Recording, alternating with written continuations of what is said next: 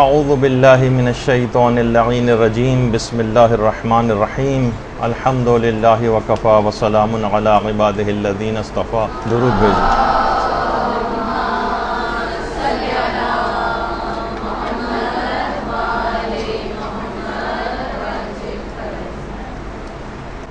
آج کا دن گزرے گا اور جو شب شروع ہوگی وہ شب قدر ہوگی. ان احتمالی تاریخوں میں سے ایک کہ جس میں شب قدر کو واقع ہونا ہے.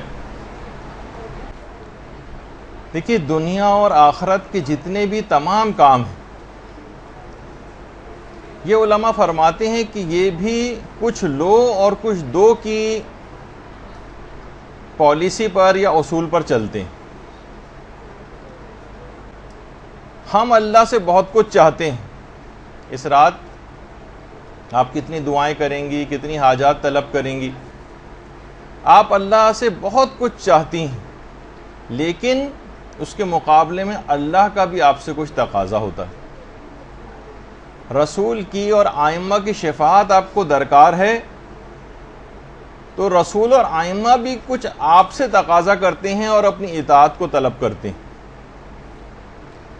بالکل اسی طرح سے یہ جو رات شب قدر ہے، اس رات میں آپ کو بہت کچھ اس شب قدر سے چاہیے، بہت کچھ چاہیے. کتنی دعاؤں کی ایک بہت بڑی لسٹ ہوگی آپ کے پاس کہ ساری رات بھی ختم ہو جائے تو وہ دعائیں ختم نہ ہوں. اتنا کچھ آپ کو اس شب قدر سے چاہیے، تو اس رات کا بھی آپ سے کچھ ایک تقاضا ہے. یہ رات بھی آپ سے کچھ چاہتی ہے. جیسے کہ میں نے کہا کہ چاہے دنیا ہو یا آخرت، چاہے کسی بھی طرح کا کوئی معاملہ ہو، ہر جگہ کچھ لو کچھ دو کا اصول چلتا ہے. جب شب قدر سے ہمیں اتنا کچھ چاہیے تو یہ شب قدر بھی ہم سے کچھ تقاضا کرتی. دیکھیے، ہر اسلامی حکم کی ایک علت ہے، ایک وجہ ہے. جتنے بھی اعمال آپ انجام دیتی ہیں، جتنے بھی آپ اذکار پڑھتی ہیں، جتنی یہ دعائیں پڑھتی ہیں، اس کے اندر ایک خاص حکمت پوشیدہ.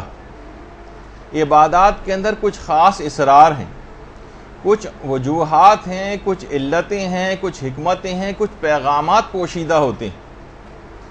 اعمال شب قدر جو آپ انجام دیں گی، جن کا بھی ہم ایک تذکرہ کریں گے، ان سب کے اندر کیا کیا پیغامات آپ کے لیے ہیں، وہ چاہتے کیا ہیں وہ اعمال، وہ آپ کے اندر کون سی تبدیلیاں دیکھنا چاہتے ہیں، اس کا آج ہم تذکرہ کریں گے کہ یہ شب قدر یہ آپ سے کیا تقاضا کر رہی ہے، اس کے اعمال جو آپ انجام دیں گی آپ سے کیا تقاضا کرتے ہیں. دیکھیے، ہر چیز کی ایک حکمت اور فلسفہ ہے نا، جو کہ ابھی ہم ڈسکس کر رہے ہیں. جیسے کہ نماز ہے، بری اور بے حیائی کی باتوں سے آپ کو روکتی. روزہ ہے، اس کا بھی ایک وجہ بتائی گئی ہے تاکہ آپ کے اندر تقوی پیدا ہو جائے. زکوٰۃ ہے، یہ آپ کے مال کو پاک کرتی ہے، اس کا ایک الگ فلسفہ اور اس کے اندر ایک الگ پیغام ہے. وضو جو آپ انجام دیتی ہیں، یہ آپ کی روح کو پاکیزہ کرتا ہے. وضو یہ حسن نصر اللہ کی جوانی کی تصویر ہے. ارادوں کے اعتبار سے تو ابھی بھی جوان ہے ماشاءاللہ، لیکن بہرحال تو وضو اس کے اندر انسان کی روح پاک ہوتی ہے. اسی طرح سے حج، یہ فقر و فاقے کو دور کرتا ہے اور مزید سینکڑوں ہزاروں لاکھوں فائدے حج کے. بس اسی طرح سے شب قدر کی اعمال کہ اس میں یہ رات جو کہ ہزار مہینوں سے بہتر ہے، اس کے اندر بھی کچھ ایسے ہی پیغامات موجود ہیں. اور اس شب قدر کا تقاضا یہ ہے، جو اس تمام باتوں کا ایک نچوڑ آپ کے سامنے شروع میں پیش کر دو، پھر ہم اس کو ایکسپلین کریں گے. شب قدر کے جتنے بھی اعمال ہیں، ان سب کا تقاضا یہ ہے کہ ان کو سارا سال اپنی زندگی پر محیط کر دیا جائے. یہ اس میں آپ کی تقدیر لکھی جاتی. یہ جو آپ اعمال شب قدر اس رات کو انجام دیتی ہیں، یا آپ ایک لحاظ سے آپ کو یہ دعا کرنی چاہیے کہ پروردگار یہ میں سارا سال کروں، ان پہ سارا سال کاربند رہوں، یہ میری تقدیر میں لکھ دیے جائیں۔ اب اس کی تفصیل جو ہے وہ آگے چل کر آئے گی۔ دیکھیے عبادات جو ہیں یہ کسی رسم کا نام نہیں، شب قدر کسی رسم کا نام نہیں، یہ گنتی کی کچھ عبادات کے مجموعے کا نام نہیں ہے کہ آپ نے 15 16 18 20 اعمال لکھ لیے اور اس کے بعد ٹک لگاتے چلے گئے، ایک فہرست آپ نے بنا لی۔ یہ آپ میں ایک بندگی پیدا کرنے کا جذبہ پیدا کرنا چاہتے ہیں، ایک بندگی کا۔ یہ رات آپ کے اندر ایک ایسا جذبہ پیدا کرنا چاہتی کہ پورے سال آپ کو کیا کرنا ہے، پورا سال کیسے گزارو، زندگی کا طریقہ کار کیا ہو۔ اور یہی وجہ ہے کہ پیغمبر اسلام ختمی مرتبت صلی اللہ علیہ وآلہ وسلم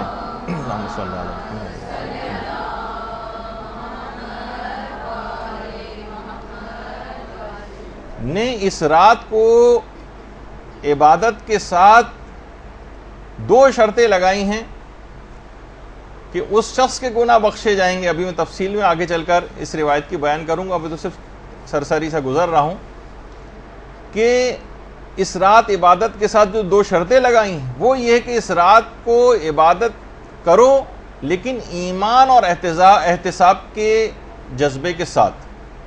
ایمان اور احتساب کا جذبہ، انہیں فقط عبادت نہیں کرنی، احتساب بھی کرنا۔ ایمان اور احتساب یہ 2 چیزیں کیوں لگائیں؟ اگر یہ کہ فقط ایک رسم ہوتی تو کہتے کہ جس طرح سے بھی بس یہ اعمال ہیں ان کو بس کر کے گزار لو، ایسے ہی ثواب تمہیں مل جائے گا۔ نہیں، اس سے مراد یہ ہے کہ آپ کی زندگی میں ایک انقلاب برپا ہو جانا چاہیے۔ اب آپ کا طریقہ زندگی اگلی صبح سے بدل جانا چاہیے، اور اگر طریقہ کار آپ کا بدلا تو آپ سمجھ لیجئے کہ شب قدر سے آپ نے فائدہ اٹھایا ہے، ورنہ یہ ان 10 20 30 اور 40 50 سال جو شب قدر ہم پہلے گزار چکے ہیں، اور ہم نے دیکھا ہے کہ اس نے ہماری روحانیت پر کوئی اثر مرتب نہیں کیا، کیونکہ ہم فقط ایک رسم کے طور پر انہیں گزارتے تھے، عبادت اور بندگی کا جذبہ پیدا نہیں کر سکے۔ اور یہ جتنی بھی پچھلی شب قدریں ان کا کوئی اثر ہم نے قبول نہیں کیا، کیونکہ یہ ہم نے محض رسم کے طور پر اس کام کو کیا۔ اگر یہ رسم نہ ہوتی تو نامہ اعمال ہمارا نیکیوں سے اتنا خالی ہم کو نظر نہ آتا جیسے کہ نظر آتا ہے، اور برائیوں کے وہ بڑے بڑے پہاڑ نامہ اعمال میں نظر نہیں آتے جو پورے سال میں ہم کو نظر آتے ہیں۔ معلوم یہ چلا کہ پچھلی شب قدریں جو ہم نے گزاری یہ ایک ایسا فیسٹیول کے طور پر تھیں، ایک ایسی رسم کے طور پر تھیں جیسے ہم 14 اگست گزارتے ہیں، جیسے ہم 23 مارچ کا دن منا لیتے ہیں، اور اسی طریقے سے بس ہم نے گزار دیا کہ وہ آیا اور وہ آ کر دن گزر گیا، وہ رات آئی اور آ کر گزر گئی۔ جبکہ اللہ کا جو رسول ہے وہ اور اہل بیت کا جو گھرانہ ہے اور معصومین اور ان کی اولادیں ہیں، اس رات کو اتنی زحمتیں اٹھا کر اس رات کو منایا کرتے تھے، اتنی زحمتیں اور مشقتیں اٹھا کر اس رات کو گزارتے تھے۔ تو خود سوچیے کہ جب ان ذوات اقدس جو ہیں ان کے ساتھ یہ معاملہ ہے تو ہم جیسے گناہگاروں کو پھر یہ رات کتنی شد و مت کے ساتھ گزارنے کا تقاضا اسلام کرے گا۔ دیکھیے اس رات کی جو ابتدا ہے وہ ایک عمل سے ہوگی جسے کہا جاتا ہے کہ یہ رات کی جو ابتدا ہے یہ جاگنے کے عمل، ساری رات آپ کو جاگنا۔ اس کی حکمت کیا ہے؟ کیوں جاگیں؟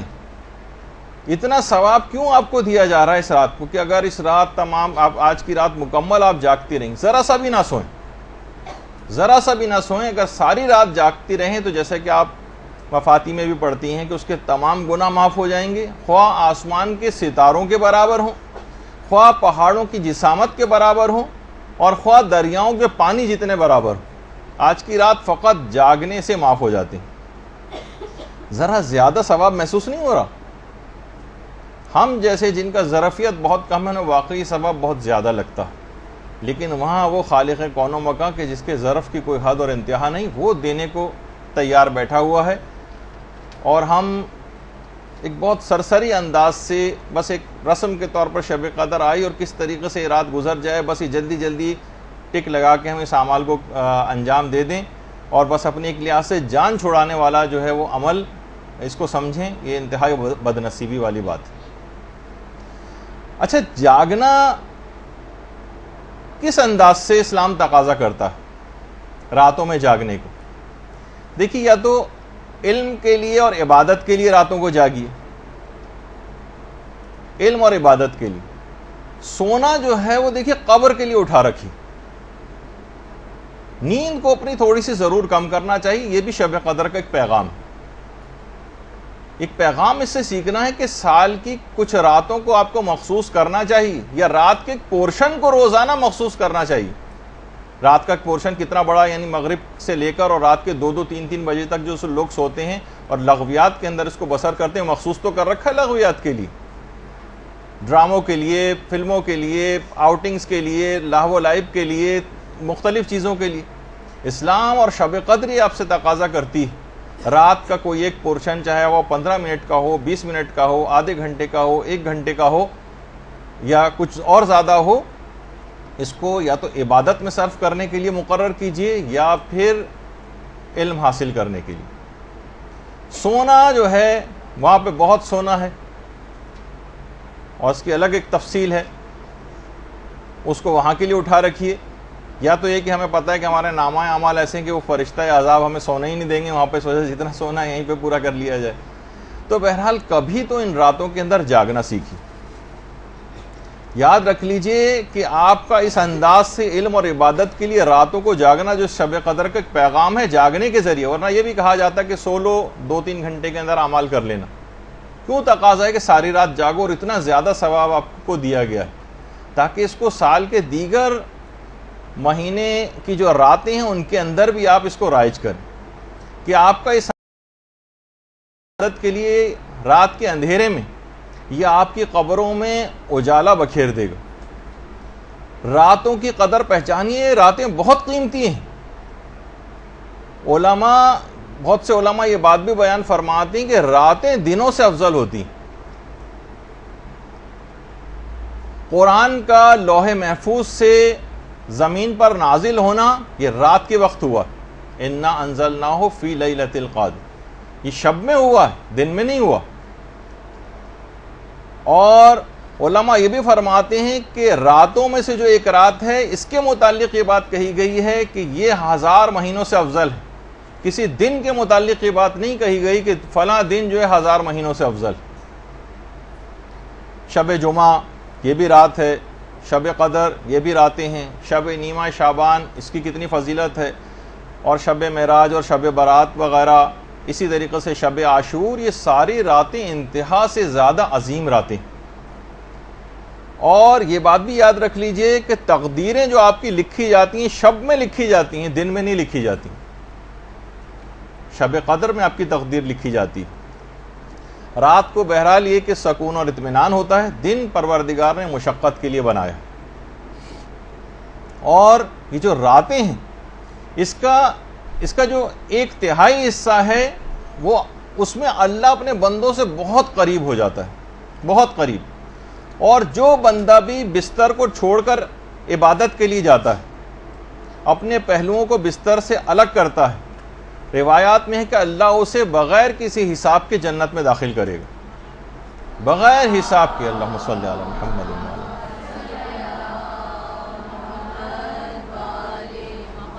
علامہ میر حامد حسین لکھنوی فرماتے تھے کہ شیخ مفید جو تھے یہ رات میں بے انتہا کم سویا کرتے تھے، بہت کم سوتے تھے، اور سوائے 3 کاموں کے رات کو کسی اور طریقے سے نہیں گزارتے تھے۔ 3 کام، یا تو نماز میں مصروف رہتے تھے، یا مطالعے میں مصروف رہتے تھے، یا پھر تلاوت قرآن۔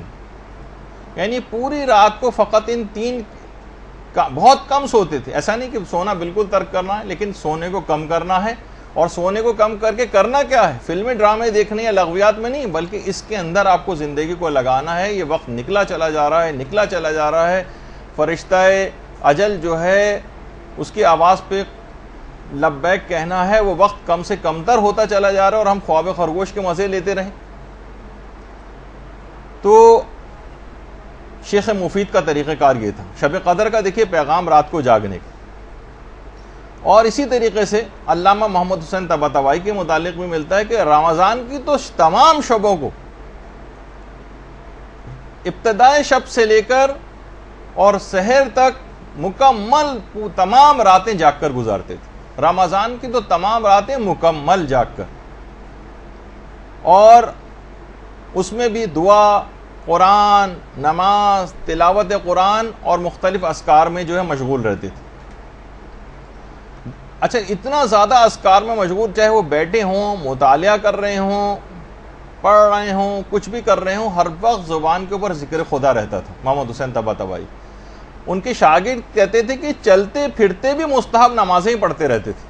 یعنی جو چل پھر رہے ہیں, آ جا رہے ہیں, بازاروں میں آ جا رہے ہیں, مستحب نمازیں پڑھتے ہوئے جا رہے ہیں, مستحب نمازیں پڑھتے ہوئے واپس آ رہے ہیں. کسی بھی لمحے کو ضائع نہیں کرتے تھے,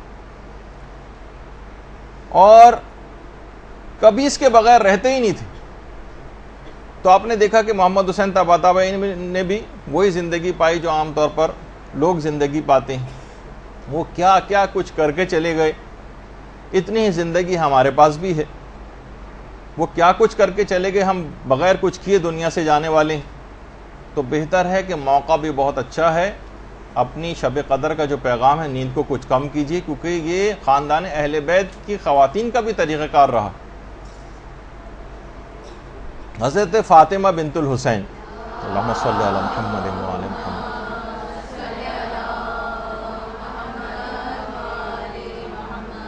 جو امام حسن کی بہو تھی, حسن مثنیٰ سے جن کی شادی ہوئی تھی, پوری رات عبادت میں قیام میں بسر کرتی تھیں اور پورے دن روزہ رکھتی تھیں, کیونکہ وہ سورج اتنے بڑے بڑے ائمہ کی صورت میں موجود ہیں کہ بہت سے جو ان سے غیر معصوم خاندان اہل بیت کے, کہ ان کی شخصیت ذرا ان کا اتنا تذکرہ نہیں ہو پاتا. اور تو یہ بہت, کیونکہ وہ راتوں کی اہمیت سے واقف تھے, اور یہی وجہ ہے کہ بحر الانوار کی جو 87 جلد ہے, اس میں کسی نے ہمارے چھٹے امام امام جعفر صادق علیہ السلام سے پوچھا,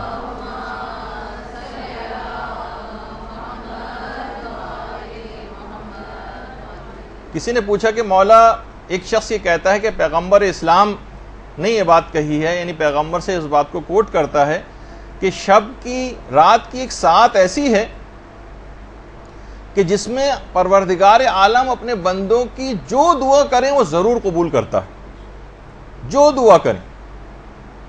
کیا یہ بات صحیح ہے؟ پیغمبر نے ایسا کہا ہے, رات کی کوئی ساعت ایسی ہے؟ امام نے فرمایا کہ ہاں ایسا ہی. کہا کہ مولا وہ وقت کون سا ہے؟ فرمایا نصف شب سے لے کر رات کے آخری 1/3 حصے تک. نصف شب سے یعنی سمجھیں وہ 12 ساڑھے 12 کے قریب کا جو وقت ہوتا ہے, وہاں سے لے کر اور جہاں سے رات کا آخری 1/3 شروع ہوتا ہے, یہ خاص وقت ہے کہ پروردگار اس میں جو دعا کریں گے وہ قبول کرے گا, جو دعا کریں گے وہ قبول کرے گا. پھر راوی نے پوچھا کہ مولا کیا کوئی خاص اور معین شب مراد ہے اس سے کہ جس میں پروردگار دعا قبول کرتا ہے؟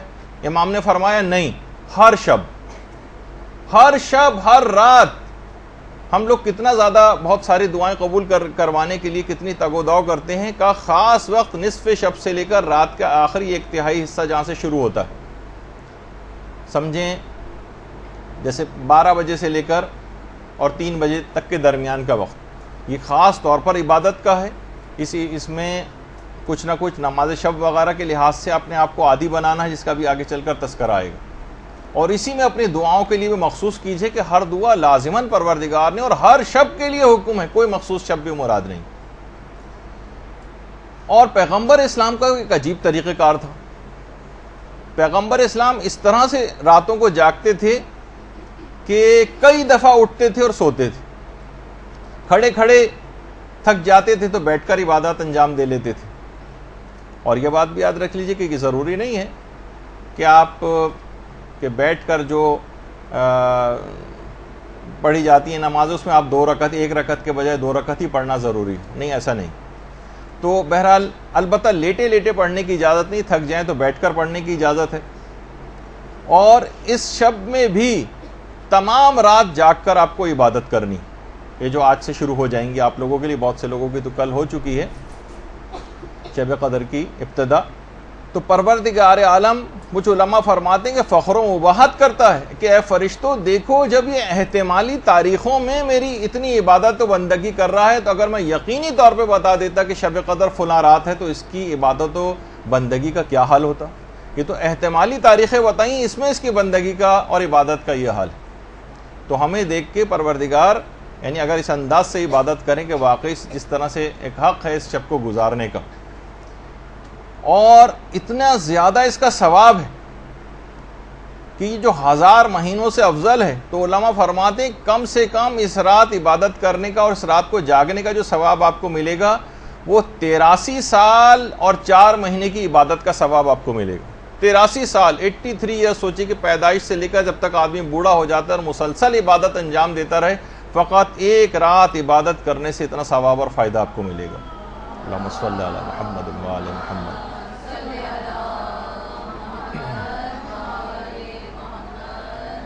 اب یہ جو اس شب داری کا جو ابتدا ہوئی ہے، یعنی رات میں کسی حد تک جاگنا، یہ آپ کو شب قدر کے اس سے پیغام لینا ہے کہ اب سال کی دیگر راتوں میں اپنی راتوں میں کوئی ایک وقت عبادت خدا کے لیے، چاہے وہ ویکینڈ ہو، چاہے وہ عام راتیں ہوں، علم حاصل کرنے کے حوالے سے، تلاوت قرآن کرنے کے حوالے سے، نمازیں اپنی قضا واجبات ادا کرنے کے حوالے سے کوئی ایک وقت ضرور مقرر کر لیں، ورنہ یہ وقت گزر جائے گا اور یہاں تک کہ ہمیں لوگوں کے کندھوں پر سوار ہو کے اپنی فائنل ڈیسٹینیشن تک پہنچ جانا ہو۔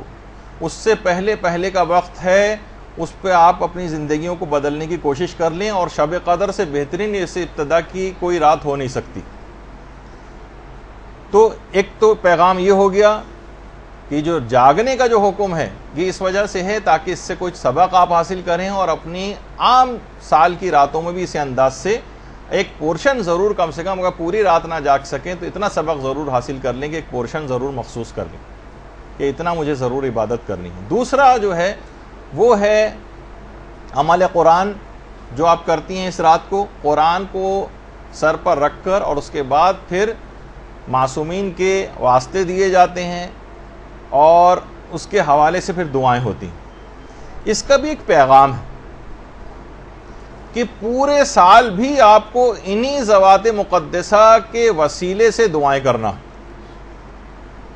اور خاص طور پر یہ جو قرآن کو سر پہ رکھا ہے، اور یہ 3 سورے جو اس رات کو علل خصوص پڑھنے کی تاکید ہے، سورہ عنکبوت ہے، سورہ روم ہے اور حامیم دخان ہے، اور یہ مطلق تلاوت بھی ہے عام طور پر جو تلاوت کی جاتی ہے، اور قرآن کو سر پہ رکھ کر۔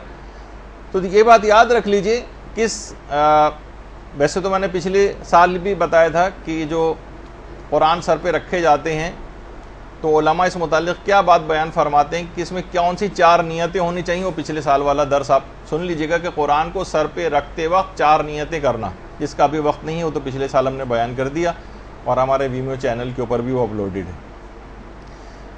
تو عمل قرآن جو کرنا ہے تو اس کا بھی دیکھیے، قرآن کو سر پر رکھ کر ایک گویا ایک عہد والی کیفیت جو ہے وہ انسان کو پیدا کرنی۔ علماء بیان فرماتے ہیں قرآن کے 4 حقوق ہیں آپ پر۔ پہلا حق یہ ہے کہ تلاوت کی جائے، دوسرا حق یہ ہے کہ اس کی تفہیم ہو، اس کو سمجھا بھی جائے، تیسرا حق یہ ہے کہ اس پر عمل کیا جائے، اور چوتھا حق یہ ہے کہ قرآنی پیغامات کی تبلیغ کی جائے۔ یہ 4 حق کم سے کم قرآن کے ہر شخص کے اوپر ہیں۔ اچھا، یہ سارے حقوق جو ہیں یہ ایک دوسرے سے مربوط ہیں، جدا نہیں۔ قرآن سے آشنائی کے لیے قرآن کی تلاوت بہت ضروری، تلاوت کیے بغیر اس کی تفہیم ممکن نہیں۔ جب تک تلاوت نہیں کریں گے سمجھیں گے کیسے کہ اس کے اندر کیا ہے، اور قرآن پر عمل اس کی تفہیم کے بغیر ممکن نہیں۔ جب تک اچھی طرح سے سمجھ نہیں لیں گے عمل کیسے کریں گے، اور تبلیغ بھی اس کو صحیح طور پر سمجھے بغیر ممکن نہیں۔ تبلیغ بھی اسی وقت کریں گے جب تفہیم کے مرحلے سے گزر جائیں گے، عمل بھی اس وقت کریں گے جب اس کو سمجھ لیں گے اور تلاوت کریں گے۔ تو یہ چاروں ایک دوسرے سے جڑے ہوئے ہیں اور مربوط ہیں، ایک ہی چین میں ہیں، ان کو الگ نہیں کیا جا سکتا۔ کوئی تلاوت کیے بغیر، تفہیم کیے بغیر اور عمل کیے بغیر اس کی تبلیغ کیسے کر سکتا ہے قرآن کی؟ تو یہ سب چیزیں، یہ بات یاد رکھ، لیکن ہم دیکھتے ہیں کہ افسوس ہے کہ ان چاروں میں سے قرآن کے حقوق ادا نہیں کیے جا رہے ہیں۔ کوئی بھی کبھی کسی مقام عمل پر کسی کو کوئی قرآنی آیت یاد نہیں آتی۔ پہلے زمانے میں ہوا کرتا تھا کہ لڑکیاں اپنی ڈائریاں بنایا کرتی تھیں، اس میں اشعار لکھا کرتی تھیں اور اقوال زریں وغیرہ لکھے جاتے تھے، اس طرح کی چیزیں. اب تو خیر وہ بھی شاید ختم ہو گیا ہے بالکل، اب وہ بھی باقی نہیں رہا. تو قرآنی آیتیں تو بہرحال کیا یاد ہوں گی. اسی طریقے سے کوئی آپس میں قرآن کے متعلق، اس کے معنوں کے متعلق، اس کے مفاہیم کے متعلق، اس کے پیغامات کے متعلق، اس کے اسرار پر گفتگو کرتا نظر نہیں آتا. ہماری جو نجی گفتگو ہوتی ہیں، بیٹھکیں ہوتی ہیں، مردوں کی ہوتی ہیں، عورتوں کی ہوتی ہیں، اس میں قرآن تو جیسے سرے سے موجود ہی نہ ہو، ایگزسٹ ہی نہیں کرتا ہے. ایک جملہ بھی قرآن کے متعلق ہمیں کبھی گفتگو میں نظر نہیں آتا. یہ کون سا حق ادا کیا جا رہا ہے قرآن کا؟ اور قرآن کو کہا جاتا ہے قرآن بالکل تنہا ہے، تنہا. یہ اپنی تنہائی کی شکایت قیامت کے روز کرے گا.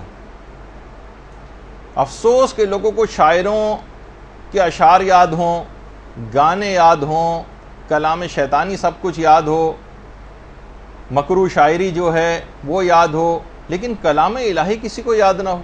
مقام عمل پر کسی کو کوئی قرآنی آیت یاد نہ آئے کبھی بھی. کتنے افراد آپ میں سے یہاں پہ بیٹھے ہوئے اپنے آپ سے سوال کریں کہ جنہوں نے کسی بھی تفسیر قرآن کو شروع سے آخر تک پورے قرآن کی پڑھی، اچٹتی پچٹتی باتوں کے حوالے سے نہیں کہہ رہا، تو کم سے کم اتنا تو قرآن کے زندگی میں ایک دفعہ تفسیر نمونہ اٹھاتے، آہستہ آہستہ کر کے 1 سے لے کر 27 جلدوں تک ختم کر دیتے چند سال میں.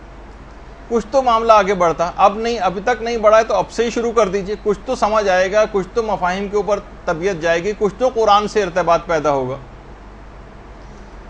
تو بہت اگر کچھ ہوا بھی، لوگوں نے تیر اگر اس سلسلے میں مارا بھی ہے، تو ذرا ناظرہ پڑھنے کے حوالے سے جس کی اپنی ایک اہمیت ہے، اور تلاوت قرآن کا بے شمار فائدے ہیں، وہ اپنی جگہ پر ہیں، لیکن معاملہ تھوڑا سا اور آگے بھی بڑھنا چاہیے. ہم نے کیا کیا کہ قرآن کو زیادہ تر اب ہم دیکھتے ہیں کہ نمائشوں کے اندر رکھا جانا شروع ہو گیا، جو ایک درجے میں مطلوب بھی. کوئی مسئلہ نہیں ہے، یعنی اس کی کوئی خدا نخواستہ مذمت بیان نہیں ہو رہی ہے، لیکن لوگ ہمیشہ بات کو ایک نیگیٹو طرف لے کر جاتے ہیں. نمائش ہو رہی، اور جناب اتنا چھوٹا قرآن اس کو نمائش کے لیے پیش کیا جا رہا ہے، اور جناب اتنا بڑا قرآن سب لوگ اس کو دیکھنے کے لیے جا رہے ہیں، اور اتنا بڑا قرآن اور اس سے بھی بڑا قرآن. تو اب یہ سب کیا چیزیں ہیں؟ یا مثلا قرآن کو انڈے پہ لکھا جا رہا ہے، اس کو سب لوگ دیکھنے کے لیے جا رہے ہیں. قرآن پر عمل مطلوب ہے. قرآن ان سب چیزوں کے لیے نازل نہیں ہوا ہے کہ اس کو انڈے پہ لکھا جائے، اس کو جو ہے اتنا بڑے صفحات کے اوپر لکھا جائے کہ وہ اتنے بڑے صفحات جو ہیں جس کے اوپر لکھا گیا اسے پڑھ کون سکتا ہے؟ وہ تو صرف رکھا رہے گا خالی، اور ایک ڈسپلے کے لیے آپ نے کیا قرآن کو ایک ڈسپلے کے لیے اس طرح ہم نے ریک کے اوپر ایک رکھا ہوتا ہے جس پہ CD لگا کے اس کو اکثر اتارنے کی ضرورت پیش آتی ہے، پھر گرد ورد جھاڑی جاتی ہے معاذ اللہ اس پہ سے. قرآن اس کام کے لیے نہیں تھا. قرآن مردوں کے لیے تو فائدہ مند ہے ہی. وہ تو وہابیوں اور ایسے افراد کا نظریہ ہے کہ جو کہتے ہیں کہ نہیں اس کا کوئی اور فائدہ نہیں ہے، لیکن یہ زندوں کے قلوب کے لیے بھی شفا کا باعث. یہ مردہ دلوں کو زندہ کرنے والا ہے. یہ فقط مردوں کو پڑھنے کے لیے نہیں ہے کہ کوئی مرحوم ہو جائے تو ہم جو ہے صرف اس پہ قرآن پڑھنا شروع کر دیں. بلکہ جب علامہ طالب جوہری صاحب قبلہ یہاں پر تشریف لائے تھے مدرسے، شاید غالباً پچھلے ہی سال تھا یا اس سے اور پہلا، تو انہوں نے نیچے بیٹھے ہوئے ایک گفتگو ہم لوگوں سے کر رہے تھے، تو اس میں ایک بات انہوں نے بہت اچھی کہی تھی کہ قرآن کو اتنا پڑھنا چاہیے، اتنا پڑھنا چاہیے، اتنا پڑھنا چاہیے کہ یہ گھس جائے، اس کے صفحات ڈھیلے پڑ جائیں، یہ بوسیدہ ہو جائے. تو کیا ہوا؟ آپ نیا خرید کر لے آئیں. جس طرح قرآن بوسیدہ ہو جاتا ہے، پرانے بزرگوں کا ہو جاتا ہے، اس کو آپ ٹھنڈا کرتے ہیں، اس کو بھی آپ ٹھنڈا کرتے ہیں. اور نیا قرآن، تو قرآن پر اتنا پڑھنا ہے، اتنا پڑھنا ہے، اتنا پڑھنا ہے کہ قرآن کو پڑھ پڑھ کے آپ خستگی اس کے اندر آ جائے. اب بالکل ایسا قرآن کہ جناب نسلیں گزرتی چلی جا رہی ہیں اور ذرا سا نشان کہیں نظر نہیں آتا کہ اس نے آج تک کبھی کسی نے اس کو اٹھا کے پڑھا. تو دیکھیے قرآن اسی شب قدر میں نازل ہوا. شب قدر کا تقاضا یہ ہے، یہ آپ سے تقاضا کر رہی ہے کہ تعلیمات اور پیغامات قرآن کو آپ دوسروں تک بھی پہنچائیں. جو خود درس اخلاق اس قرآن سے دے سکتی ہوں، اتنی حاصل کر لیں صلاحیت کو، وہ خود اس کام کو کریں. بچوں کو پڑھا سکتی ہیں، 3-4 بچوں کو جمع کر لیں، محلے کے بچوں کو جمع کر لیں، اپنے رشتہ دار بچوں کو جمع کر لیں. قرآن کا کوئی حق تو ادا کریں. یہ نہیں کر سکتی تو مثلا عام عورتوں کو آپ جمع کر لیں، زیادہ بڑے پیمانے پر نہیں کر سکتی، چھوٹے پیمانے پر اس کام کو کر لیں، اس سے اخلاقیات کے درس کروائیں۔ آپ نہیں کر سکتی تو کسی اور سے ارینج کروائیں، اپنے گھروں میں بلوائیں، اپنے گھروں کی نحوستوں کو دور کریں تلاوت قرآن کے ذریعے اور اس قسم کے پروگرامز کے ذریعے۔ شیطانوں نے ڈیرے ڈالنی ہے گھروں کے اندر، جو ہم سننے میں آتی ہیں، لوگوں سے بات صورتحال ہوئی ہے، وہ شیطانوں کے بسیرے ہیں وہاں پر۔ تلاوت قرآن کے ذریعے، اس کی تلاوت کے ذریعے اور قرآن کے پیغامات کے ذریعے وہاں سے ان کو بھگائیں۔ بہت سارے وہ افراد کے جو کہ بزرگ ہو گئے، وہ یہ نہ سوچیں کہ ہم نے تو قرآن نہیں پڑھا، اب ہم کیسے پڑھیں۔ نہیں، بزرگ بھی اپنے لیے ٹیوشن لگوائیں، سال 2 سال کے اندر ان کا بھی انشاءاللہ قرآن ختم ہو جائے گا کہ اس دنیا سے قرآن کی جو تلاوت کا جو حق ہے صحیح طور پر پڑھنے کا، کم سے کم ایک مرتبہ تو تلاوت قرآن کر کے جائیں، ورنہ قبر میں جا کر جو حسرت ہوگی اس کا پھر اس وقت کوئی مداوع نہیں ہوگا۔ اسی طریقے سے بوڑھے افراد ہیں، محلے والے ہیں، کوئی بچے ہیں، یہ ضروری نہیں کہ آپ بہت گلیمرس ایک وہ چاہیں کہ پورا ایک ادارہ ہو، انسٹیٹیوٹ ہو اور اے سی لگے ہوں تب بھی میں وہاں جا کے کوئی خدمت انجام دوں گا۔ اپنے گھر سے ابتدا کریں، اس کو حقارت سے نہیں کہ جو قرآنی تعلیمات ہیں یا قرآن کو پڑھانا عام طور پہ اس کو ایک معاذ اللہ معاشرے میں دیکھنے میں آتا ہے کہ ایک حقیر سا کام سمجھا جاتا ہے کہ مولوی صاحب آئیں گے اور جو ہے وہ بہت مختصر سے ان کو پیسے دیے جائیں گے اور وہ آ کر پڑھا کر چلے جائیں گے، کوئی سائیکل پہ آ رہے ہیں، کوئی کسی طریقے سے آ رہے ہیں، جو کہ عام طور پہ کانسیپٹ ہے۔ کتنی بڑی خدمت کو کوئی انجام دینے آ رہا ہے آپ کو بچے کو سکھانے کے لیے، کس طریقے سے ائمہ کا طریقہ کار ہوا کرتا تھا، کیسا موتیوں سے منہ بھر دیا کرتے تھے، کیونکہ اہمیت سے واقف تھے۔ اسی طریقے سے قرآن کی تفسیر کے جو کوئی خاتون معلمہ آپ کو مل سکتی ہوں، کوئی سینئر مل سکتی ہوں، آپ خود نہیں دے سکتی تھی، کسی کو ارینج کروا سکتی ہوں، آپ بلوائیے، کسی عالم کو بلوائیے، یہ تو خیر مرجع لیول کے چھوٹے عالموں کو بلوائیے کہ جو قرآن کے سلسلے میں، تاکہ کسی طور پر قرآن کا حق ادا ہو سکے۔ وہ 3 چیزیں تو آپ کو گھر پہ عمل کرنا، اور تبلیغ والا جو ہے یا تو خود آگے بڑھ کے اتنا علم حاصل کر لیں کہ اس کو اس کے اوپر کچھ تبلیغ اس کی کروا سکیں، یا یہ کہ کسی عالم کو بلوائیں۔ اپنی پوری زندگی قرآن کی کوئی خدمت تو کر جائیں۔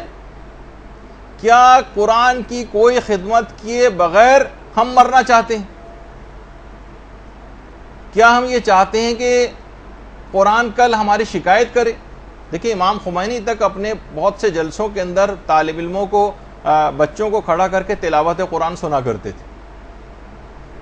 بہت اہمیت کے متعلق معلومات تھیں، تو تاکہ کل یہ آپ کی شکایت نہ کرے۔ قرآن جب شب قدر میں نازل ہوا ہے تو اس رات کا تقاضا اور پیغام یہ ہے کہ اس قرآن کی تعلیمات کو پھیلانے میں آپ اپنا کردار ادا کریں، ورنہ قبر میں اس وقت افسوس کا کوئی فائدہ نہیں ہوگا کہ جب کہ قبر کی وحشتناک جو اندھیرے ہیں وہ دامن گیر ہوں، اس وقت فقط قرآن کی روشنی وہاں پر کام آئے گی۔ دیکھیں مخلص اور سچے اصحاب پیغمبر جو تھے، جب تک قرآن کی کسی ایک آیت کو سیکھ کر اس پہ عمل نہیں کرتے تھے تب تک وہ اگلی آیت سیکھتے ہی نہ تھے۔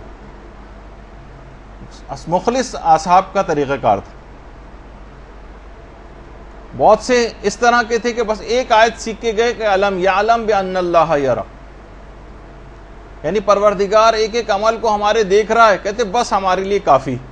تو ان کے لیے بات کہی گئی کہ یہ فقیہ ہو کر گیا، یعنی ایک آیت پر اتنا زیادہ اثر قبول کرتے تھے۔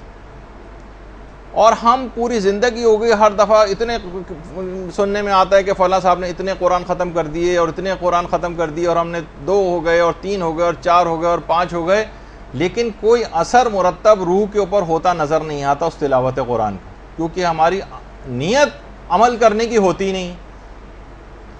پیغمبر اسلام خود اتنا زیادہ آیات قرآنی کا اثر قبول کرتے تھے، اتنا متاثر ہوتے تھے کہ بعض اوقات نماز شب میں ایک ہی آیت کو بار بار دہراتے تھے، بار بار دہراتے تھے۔ ان تعذبہم فإنہم عبادک وإن تغفر لہم فإنک انت العزیز الحکیم۔ بار بار اس طرح کی آیات کو پیغمبر اسلام دہرایا کرتے تھے، اور اتنا اثر قبول کرتے تھے، اتنا اثر قبول کرتے تھے پیغمبر کہ کہتے تھے کہ مجھے سورہ ہود اور اس جیسی جو اور صورتیں انہوں نے مجھے وقت سے پہلے بوڑھا کر دیا، یعنی بڑھاپا طاری ہو جاتا تھا، آیات قرآنی اتنا اثر قبول کرتے تھے۔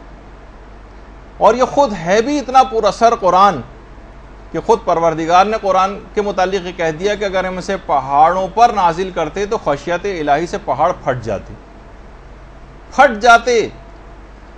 اور اتنا قرآن پہ پیغمبر نے عمل کر کے دکھایا کہ خود پیغمبر اسلام کی ایک زوجہ یہ فرماتی ہیں کہ آپ کا جو اخلاق ہے وہ قرآن ہی تو ہے. اتنا قرآن کے اوپر عمل کیا تھا کہ خود آپ کا اخلاق سمجھے کہ قرآن اور اخلاق مترادف معنوں میں استعمال ہونے لگے. جیسے ہی آیات نازل ہوتی، دیکھیے ہمارے لیے بھی حکم ہے فقط تلاوت نہیں کرنا ہے، عمل کی کیفیت کیا ہونی چاہیے جیسے پیغمبر کی تھی.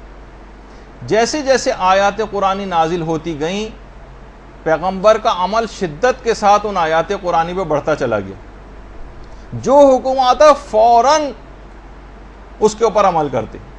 دیکھیے اعلان رسالت سے پہلے زیادہ تر پیغمبر اسلام اپنا وقت جو ہے عبادت کے لیے غار حرا میں تنہائی میں گزارتے تھے. جو حکم آتا فوراً عمل کرتے. تو عبادت کے لیے غار حرا جاتے تھے اس سے پہلے. لیکن جب وہ آیت نازل ہوئی وانذر عشیرتک الاقربین،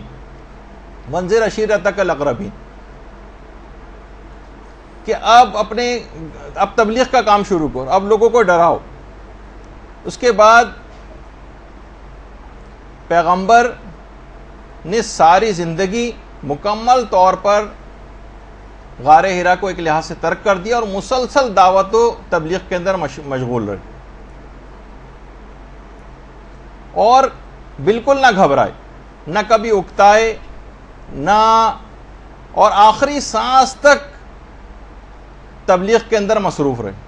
اچھا ادھر صبر و استقلال کا حکم آیا قرآن کے اندر، تو کافروں کی کتنی زیادہ مخالفت تھی. طائف میں جاہلوں نے کیسا پیغمبر پہ تشدد کیا تھا، اور مدینے کے جو یہودی تھے اور منافقین تھے ان کی سازشوں کے سامنے پیغمبر صبر و ثبات کا ایک پہاڑ بن کر کھڑے ہو گئے. ایسا عمل کیا. مدینے میں جب جہاد کا حکم آیا تو مدنی پوری زندگی جہاد سے عبارت ہو گئی. غزوات، سرایا، جنگ و صلح، لشکر کشی، فتوحات سے پوری زندگی اس کے بعد عبارت رہی. یہ سب کیا تھے؟ قرآنی آیات پر عمل کرتے جا رہے تھے. پریشان حال کی پریشانی کو دور کرنے کا حکم آیا تو قرضے لے کر حاجت مندوں کی جو حاجت روائی کرنے لگے. قرآن میں عہد کی پابندی کا حکم آیا کہ اپنے عہد کو پورا کرو. اتنا ایفائے عہد کیا کہ دشمن تک آپ کے وعدوں کا اعتبار کرتے تھے اور رتی برابر، ذرہ برابر بھی شک نہیں کرتے تھے کہ پیغمبر جو ہے اس کی وعدہ خلافی کر سکتے ہیں. درگزر کرنے کا، معاف کرنے کا حکم آیا. پیغمبر نے اتنا عمل کیا کہ کسی سے کبھی کوئی انتقام نہیں لیا. عدل و انصاف کرنے کا حکم آیا. اتنا عمل کیا کہ دشمنان تک پیغمبر کے دیکھ کر حیران رہ جاتے تھے کہ کس طرح سے اتنا عدل و انصاف ممکن ہے.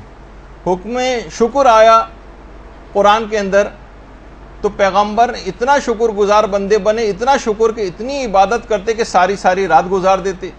سوتے وقت، سونے کے لیے جاتے تو شکر کرتے، جب بستر سے اٹھتے تو شکر کرتے، کوئی نعمت ملتی تو شکر کرتے، کھانا کھانے کے بعد شکر کرتے، لباس جب اس وقت تبدیل کرتے اس وقت شکر کرتے، آئینہ دیکھتے اس وقت شکر کرتے، چاند دیکھتے اس وقت شکر کرتے،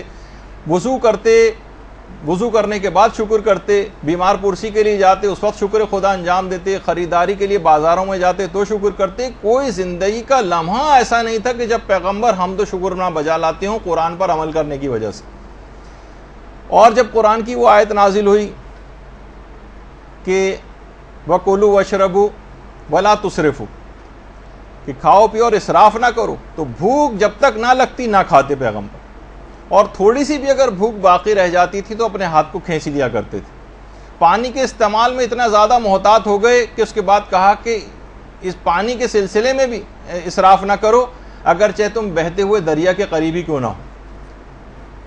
تو اتنی عبادت کرتے، اتنا شکر ادا کرتے کہ بالآخر پروردگار کو یہ کہنا پڑا کہ قوم اللیل الا قلیلا، کہ رسول ذرا کم عبادت کرو راتوں میں. کتنی مثالیں دی جائیں کہ پورا قرآن پیغمبر اسلام کی سیرت کا ترجمان بن گیا. یہ ہیں اللہم صلی علی محمد وعلی محمد.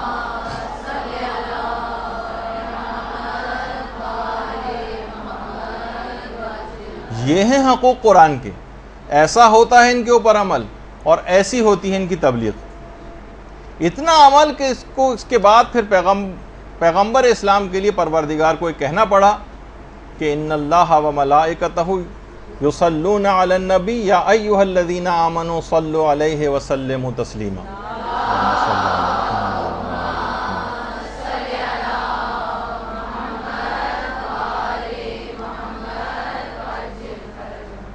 دیکھیں یہ ہے تقاضا شب قدر کا، جو آیت پڑھیں اس پر عمل کرنے کی کوشش کریں، جیسے کہ پیغمبر اسلام نے کیا۔ اچھا، اب ورنہ کیا ہوگا؟ ایک رسم کے طور پر گزارا جائے گا قرآن کو سر پر رکھ کر، کچھ سورہ رسمن پڑھ لیے جائیں گے، جلدی جلدی صفحات گنے جائیں گے کہ اب سورہ روم میں کتنے صفحے باقی رہ گئے، اب عنکبوت میں کتنے صفحے باقی رہ گئے۔ اس سے ثواب تو مل جائے گا وہاں پہ، کیونکہ ثواب میں کوئی بخل نہیں ہے پروردگار کے ہاں، لیکن جو اثرات آپ کی روح پر مرتب ہونے چاہیے تھے وہ اثرات مرتب نہیں ہوں گے اگر اس انداز سے رسمی طور پر ان راتوں کو گزارا گیا جیسے پچھلے سالوں میں گزارا جاتا رہا۔ اچھا، اس کے بعد 2 رکعت نماز شب قدر کے اندر پڑھی جاتی ہے، جس میں الحمد کے بعد ہر رکعت میں 7 مرتبہ سورہ قل ھو اللہ احد پڑھی جاتی۔ دیکھیے اس کا بھی پیغام یہ ہے کہ عام زندگی میں بھی اس شب میں یہ جو 2 رکعت نماز پڑھی جا رہی ہے اس میں نماز کا عادی بننا ہے، اور معمولی باتوں پر نماز کو چھوڑنا نہیں۔ ذرا سا بیمار ہوئے نماز چھوڑ دی، کسی تقریب میں جانا پڑ گیا نماز چھوڑ دی، کسی پکنک پہ جانا پڑ گیا نماز چھوڑ دی، کوئی سفر درپیش ہو گیا سفر میں نماز نہیں پڑھ رہے، اور اس نماز کو نہ صرف پڑھنا ہے بلکہ بہتر بھی بنانا ہے۔ پڑھنا بھی ہے، بہتر بھی بنانا ہے، جس کے لیے ہمارے درسوں کی ایک سیریز چل بھی رہی ہے کہ نماز کو بہتر کیسے بنائیں۔ اچھا، مردوں کے لیے تو بہرحال پھر بھی مواقع ہیں، خواتین کو اتنے مواقع نہیں مل پاتے، لیکن مسلمانوں کی بہت سی روایات کے اندر ایک بات یہ بھی آئی ہے کہ شب قدر کا ایک حصہ ان لوگوں کو بھی مل جاتا ہے عام دنوں میں بھی، جو مغرب و عشاء کی نمازیں جماعت سے مسجد کے اندر جا کر پڑھتے ہیں۔ البتہ وہ افراد کہ جو بے نمازی ہیں یا گھنٹے دار قسم کے نمازی ہیں، وہ اس رات کی، کیونکہ اس سے پیغام ہی انہوں نے کوئی نہیں لیا، جو 2 رکعت نماز بھی پڑھی بس اس رات کی حد تک رہے، اس کو پھیلایا نہیں اس شب قدر کو تمام راتوں کے اوپر۔ تو کیا اس سے ہوتا ہے کہ اکثر لوگ یہاں پر رابطہ کرتے ہیں مدرسے میں کہ ہمارے والد تھے، 70 سال کی عمر تھی، 90 سال کی عمر تھی، اور پوری زندگی میں ایک نماز بھی نہیں پڑھی، ان کی نمازیں پڑھوانا۔ پھر جب ان کو بتاتے ہیں، ان کے روزوں کا وہ بتاتے ہیں سلسلہ کہ یہ، تو سوچتے ہیں کہ تو ہمیں پوری جائیداد ہی ابا کے لیے جو قربان کرنی پڑے گی۔ تو اولاد بھی پریشان ہو جاتی ہے کہ اتنے روزے اور ان کی اتنی نمازیں کیسے کروائیں۔ باقاعدہ جو کتاب ہدیہ مبلغین ہے، اس میں کتاب شناخت نماز کے حوالے سے ایک روایت کو نقل کیا گیا۔ وہ یہ ہے کہ ایک دفعہ ایک شخص پیغمبر اسلام کے پاس آیا، اللہم صلی علی محمد و علی محمد،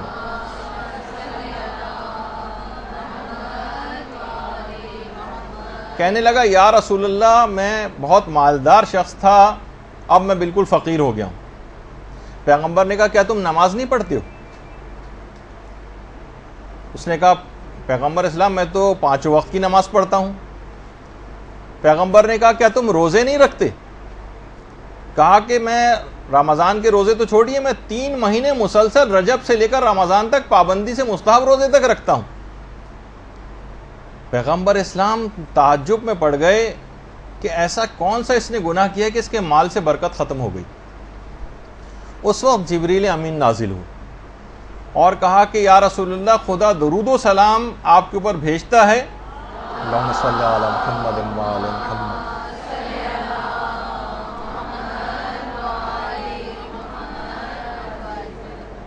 آپ اس بندے سے کہہ دیں کہ اس کا جو باغ ہے اس باغ کے اندر ایک گھونسلہ ہے چڑیا کا، اس گھونسلے میں ایک بے نمازی کی ہڈی کا ایک ٹکڑا موجود ہے جس کی نحوست کی وجہ سے تمہارے مال میں بالکل برکت ختم ہو گئی اور تم مفلس و نادار ہو گئے۔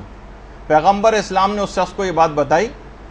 وہ شخص اپنے باغ میں گیا، اور وہ عام طور پہ ہوتا ہے نا، جانور کوئی نہ کوئی ٹکڑا اٹھا کر لے آتے ہیں کسی ہڈی کا، وہ اس نے گھونسلے میں سے نکال کر کسی دور جگہ پھینک کر آیا، اس کے اثرات بد دور ہوئے اور دوبارہ مال کے اندر اس کے برکت آنی شروع ہوئی۔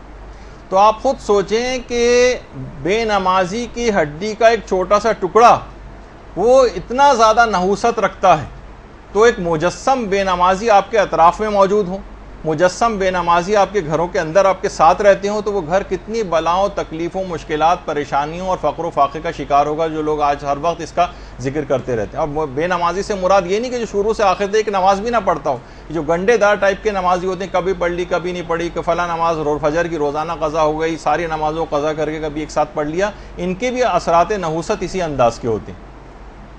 تو اگر آپ نے خود اپنے آپ کو نمازیں ٹھیک بھی کر رہی ہیں، لوگ بڑے پریشان ہوتے ہیں، جیسے اس نے آ کر کے میں 3 مہینے کے مستحب روزے بھی رکھتا ہوں، تمام نمازیں بھی پابندی کے ساتھ پڑھتا ہوں، کوئی واجبات اپنا چھوڑتا نہیں ہوں، پھر بھی میں مفلس ہوتا جا رہا ہوں، اس وجہ سے کہ آپ تبلیغ نہیں کر رہے ہیں اپنے اطراف والے لوگوں پر۔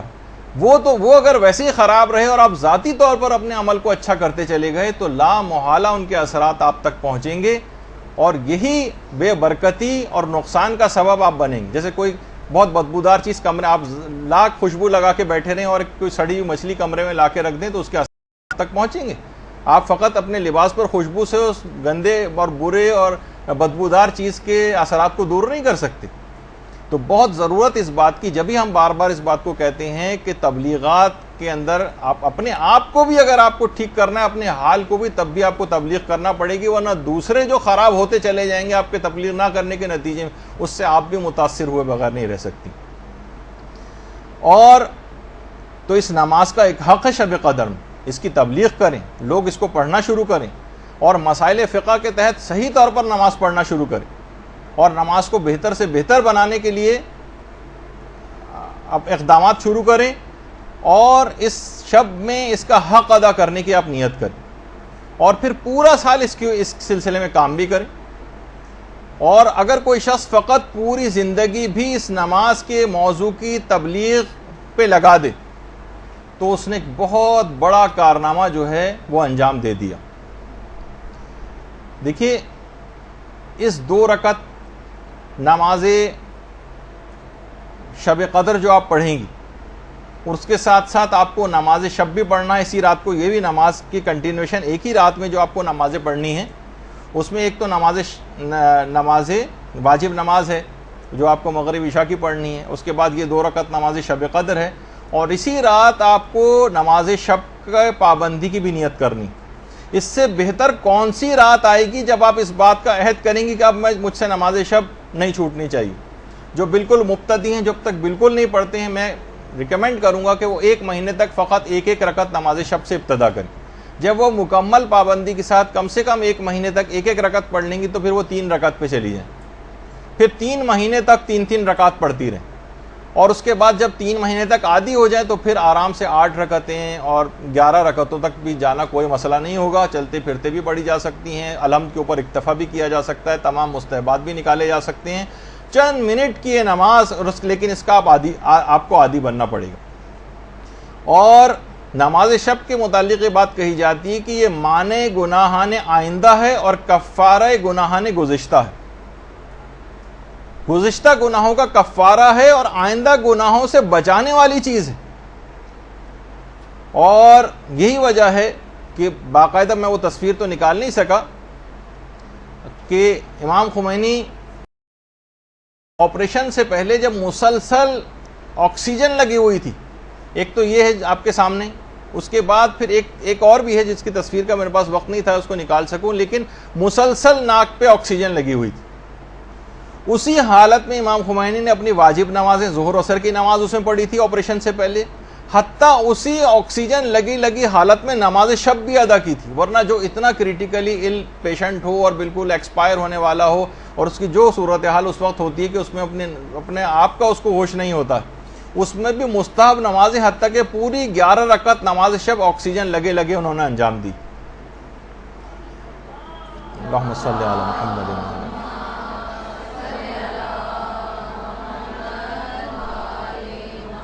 کیسے چھوڑ دیتے اس نماز کو جس کے لیے ان شب قدروں میں عہد و پیمان کیا ہوا تھا؟ صاحب ارادہ تھے، ہماری طرح تو نہیں تھے کہ ذرا سی ہاتھ کے اوپر اگر ڈرپ لگ جائے تو ہم اس کو چھوڑ دیتے ہیں. امام خمینی کی حد تک تو ہے ہی بات, لیکن آیت اللہ آیت اللہ یہ بھی کچھ عرصے پہلے ان کی بھی تصاویر وغیرہ اس انداز سے آئیں گی. ظاہر ہے کہ علماء, امام خمینی کی تو ایک الگ ہی شخصیت تھی کہ ان کو ایک ایک چیز فلم بنائی جا رہی تھی ان کی, تاکہ ان کی شخصیت ایک رہبر کبیر ہونے کے حوالے سے تھی. لیکن دیگر ہمارے مراجع وہ بھی اسی طرح سے عمل کرتے ہیں, تمام مستحبات کے ساتھ عمل ہوتا ہے کہ کس طریقے سے نمازی اور کا بھی یہی طریقہ کار.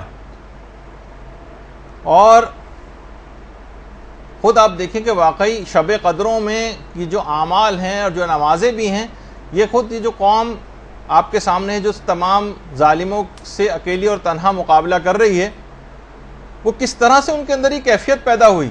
دیکھیں وہاں پہ جو بیمار ہیں, بیمار ہاسپٹلس کے اندر, اب کچھ تصاویر میں آپ کو دکھاؤں گا, اس سے ان لوگوں کا اندازہ ہوگا کہ کتنی ایمانی جذبہ اور اپنے آپ سے ان کا موازنہ کرتی جائیے گا کہ ہم معمولی سی چیزوں میں ڈرپ لگ گئی تو نمازیں چھوڑ دیتے ہیں, ہاتھوں میں کینیولا لگ گیا نمازیں چھوڑ دیتے ہیں, اسپتال میں داخل ہونا پڑ گیا, مریض تو چھوڑیے لواحقین تک نماز چھوڑ دیتے ہیں کہ کیسے یہاں پر نجاست ہے اور فلاں ہے اور کیا چیز ہے. اب آپ دیکھیے ان لوگوں کی حالت کہ وہاں پہ اعمال شب قدر کے لیے مریض تک بستر پہ لیٹ کر اعمال شب قدر جو ہے وہ انجام دے رہے ہیں. جو لواحقین ان کے ساتھ بیٹھے ہیں بجائے کہ فضولیات وقت ضائع کرنے کے, ٹی وی دیکھنے کے, وہ اس کے اندر مشغول ہیں. آپ خود سوچیں کہ ایمانی یعنی کسی بھی جگہ ہونا معنی نہیں ان کے لیے ہوتا ہے کہ وہ جو ہے اس رات کو عبادت جو ہے وہ انجام نہ دے. حتیٰ کہ جو اتنے قریب المرگ ہیں ان تک کو جو ہے عمل قرآن وغیرہ کروایا جا رہا ہے, اہمیت سے آگاہ ہیں. اور خود پیرامیڈیکل اسٹاف اور ڈاکٹر حضرات بھی بیٹھ کے کرتے ہیں اعمال اسی طریقے سے. یا جو جہاز میں ہیں اور شب قدر گزارنی پڑ رہی ہے تو باقاعدہ ایک کونے میں بیٹھ کے لوگ باقاعدہ اپنے اعمال شب قدر تک انجام جو ہے وہ دیتے ہیں. یہ نہیں سوچتے کہ ہم تو سفر میں ہیں. مثلا جو لواحقین ہیں مریضوں کے, وہ مریضوں کے لیے بھی اور وہیں پہ بیٹھ کر اپنی جو ہے عبادتوں کو جو ہے وہ انجام دے رہے ہیں. کتنی خواتین اس طرح سے ہیں بالکل قریب المرگ عزیز ان کے موجود ہیں, ان کے جو سرہانے جو ہے وہ بیٹھی ہوئی خواتین ہیں. خود مریض حضرات بھی یہ دیکھیے کہ باقاعدہ, ظاہر ہے کہ سب مریض تو اس طرح سے اسپتال میں نہیں ہوتے نا کہ کچھ بھی نہ کر سکیں, وہ بات بھی کر سکتے ہیں, کچھ چیز پڑھ بھی سکتے ہیں, تو وہ کیوں اپنے وقت کو جو ضائع کریں, وہ اس کو اس طور پر کام میں لے کر آتے ہیں. تو یہاں پہ بھی جو مریض ہیں ان کو کوشش کرنی چاہیے, ان کو چیزیں پڑھ سکتے ہو تو آپ پڑھنے کو ان کو چیزیں دیں. اور جو لواحقین ہیں وہ بھی وہیں بیٹھ کر مریض کی صحتیابی کی, حتیٰ کہ جو بالکل مرض موت میں بس اب انتقال ہوا کہ تب انتقال ہو, ان کو بھی عمل قرآن وغیرہ وہاں پر کروائے جاتے ہیں اور ان کی طرف سے لوگ جو ہے وہ کرتے ہیں. اور ہمارے ہاں ہمیں بالکل برخلاف, ہمیں ایک جگہ بھی کہیں ایسا نظر نہیں آتا. آپ سروے کر کے دیکھ لیجیے شب قدروں میں کسی بھی اسپتال میں جا کے کیا ہوتا. مریض خود اپنے بستروں میں بیٹھ کر وہ جو کھانے کی جو ایک ٹیبل ہوتی ہے اس پہ رکھ کر قبلہ رخ ہو کر, اگر قبلہ جو ہے وہ بالکل ان کے پشت کی طرف ہے بیڈ کی, تو وہ پورا مڑ کر اور کوشش کرتے ہیں کہ ہم ان اعمال کو اس رات کے اندر جو ہے انجام دیں. جو ریسیپشنسٹ ہوتے ہیں, جو کچھ ہوتے ہیں, وہیں پہ بیٹھ کر جتنا ممکن ہو ان کے لیے دعائیں وغیرہ پڑھنا, وہ دعائیں پڑھتے ہیں. بہت سی خواتین اس طرح انداز کی ہیں اور بہت سے مریض کے آکسیجن لگی ہوئی ہے, لیکن پھر بھی اس رات کو بہترین طریقے سے گزارنے والا ایک عمل جو ہے وہ انجام دیا جاتا ہے. بس آپ کو دکھانے کے حوالے تک ایک تشویق ہو, ایک ترغیب ہو, اور معنی نہ سمجھا جائے. مریضوں کو بھی یہ تمام چیزیں وہاں پر مہیا کریں, جو کر سکتے ہیں وہ خود کریں, ورنہ ان کے لواحقین اس کو انجام دیں. اچھا, اب باقاعدہ بہت سی کتابوں کے اندر ایک مرد صالح کا خواب جو ہے وہ نقل کیا گیا, جو بغیر نماز شب پڑھے سو گیا تھا. ہاتف غیبی کی آواز اس کو کان میں آئی کہ خدا کے بندے سو رہے ہیں جبکہ خدا ان کے درمیان بہشت رضوان تقسیم کر رہا ہے. یہ جو رات کا وقت ہے یہ بہشت کے تقسیم ہو, جنت کے تقسیم ہونے کا وقت ہے, جو پروردگار اپنے بندوں کو تقسیم کرتا. وہ اس نے سنا خواب میں, ہاتف غیبی یہ کہہ رہا ہے کہ خدا کے بندے اس وقت سو رہے ہیں جب خدا ان کے درمیان جنت رضوان تقسیم کر رہا ہے. لوگوں, جنت کے بارے میں قناعت نہ کرو, خدا کسی کی جنت کے درجات میں ہرگز اس وقت تک اضافہ نہیں کرے گا جب تک کہ وہ رات کی نیند کو کم نہیں کرے گا. جنت کے درجات میں ہرگز اضافہ نہیں ہوگا جب تک کہ رات کی نیند کم نہیں ہوگی. اچھا, کم نیند جو ہے وہ ٹی وی دیکھ کر نہیں کم کرنی ہے, فضول تقریبات میں جا کر کم نہیں کرنی ہے، بلکہ علم میں، عبادت میں، اذکار میں، دعاؤں میں اور نماز میں مشغول ہو کر کم کرنی۔ باقاعدہ فرشتے ہنستے ہیں نا، وہ جو کتنی دفعہ سر وسیم امام بھی آپ کو روایت سنا چکے کہ 3 موقعوں پہ فرشتے ہنستے ہیں، 3 موقعوں پہ روتے ہیں۔ انہوں نے جو ہنسنے کا موقع ہے ان میں سے ایک موقع یہ ہے کہ جو دن بھر فضولیات کے اندر مشغول رہے اور عشاء کے بعد پھر فضولیات میں دوبارہ مشغول ہو جائے، پھر ٹی وی کے سامنے آ کر بیٹھ جائے، پھر فلمیں دیکھنے لگے، پھر ڈرامے دیکھنے لگے، تو فرشتے ہنستے ہیں کہ اس بندے کا دل ابھی تک لغویات سے بھرا نہیں ہے کہ رات کو عشاء کے بعد پھر حرام اور مشکوک چیزوں کو دیکھنے میں مصروف ہو گیا ہے۔ تو بہرحال یہ پھر لغویات کے اندر جو ہے وہ مشغول ہو گیا۔ تو ایک بہت بڑی اور اہم اس کی وجہ یہ ہے کہ ہم سے جو عبادتیں نہیں ہو پاتی۔ دیکھیے ایک بات اس کا آج بھی اس میں بہت ہمیشہ سے ہمارے ہر درس میں اس کا کوئی نہ کوئی تذکرہ آ جاتا ہے کہ آخر اس کے باوجود اتنی اہمیت آپ سن رہی ہیں لیکن اس کے باوجود بھی اٹھ کر جائیں گی تو کتنی کم عامل ہو پائیں گی اس پہ، یہ جو سننے والے ہیں۔ اس کی ایک وجہ کیا ہے؟ وجہ حرام اور مشکوک کمائیاں، خمس اور دیگر حقوق ایسے مالی واجبات ہیں کہ جو کہ ادا نہیں ہوئے، اور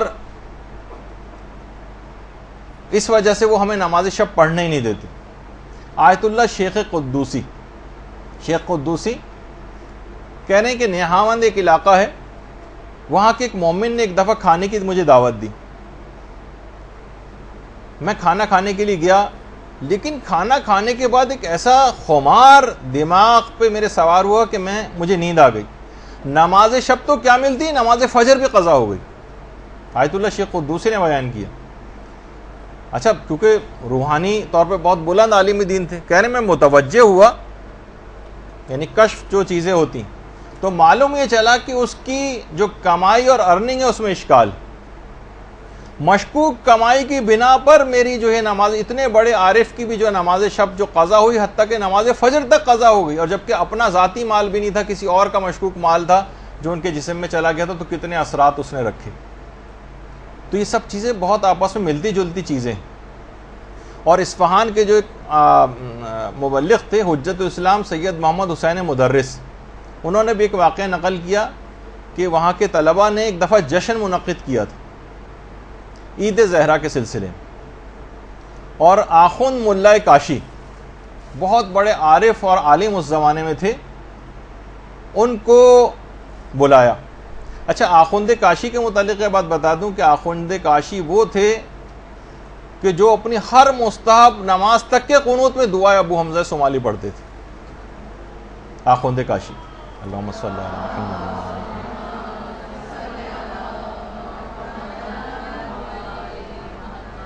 اور آخوند کاشی کہتے تھے کہ میں مدرسے کے باہر لگے ہوئے درختوں کی تسبیح کی آوازیں اپنے کانوں سے سنتا ہوں، اور ان کے جو شاگرد تھے وہ کہتے تھے، جن کا ایک واقعہ میں ایک دفعہ پہلے بھی پیش کر چکا ہوں، کہ جب ہم گئے تو ہم نے دیکھا کہ آخوند کاشی جہاں پر نماز پڑھ رہے ہیں تو اطراف کی جتنی دیواریں وہاں سے بھی تسبیح و تحلیل کی آوازیں بلند ہو رہی ہیں۔ اتنا بڑا عارف یہ دعوت جشن میں آئے، 9 ربیع الاول کا تھا، کافی رات تک جشن میں رہے اور دیر سے گھر پہنچے، رات کو سوئے تو فجر میں آنکھ کھلی، نماز شب کا وقت نکل چکا تھا، نماز شب قضا ہو گئی۔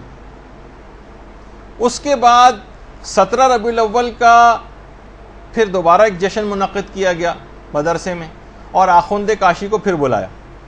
آخوند کاشی پھر آئے اور وہاں پھر دیر ہو گئی، اور گھر گئے تو بعد میں انہوں نے بتایا کہ اس رات کو میں نے پیغمبر اسلام کو خواب میں دیکھا۔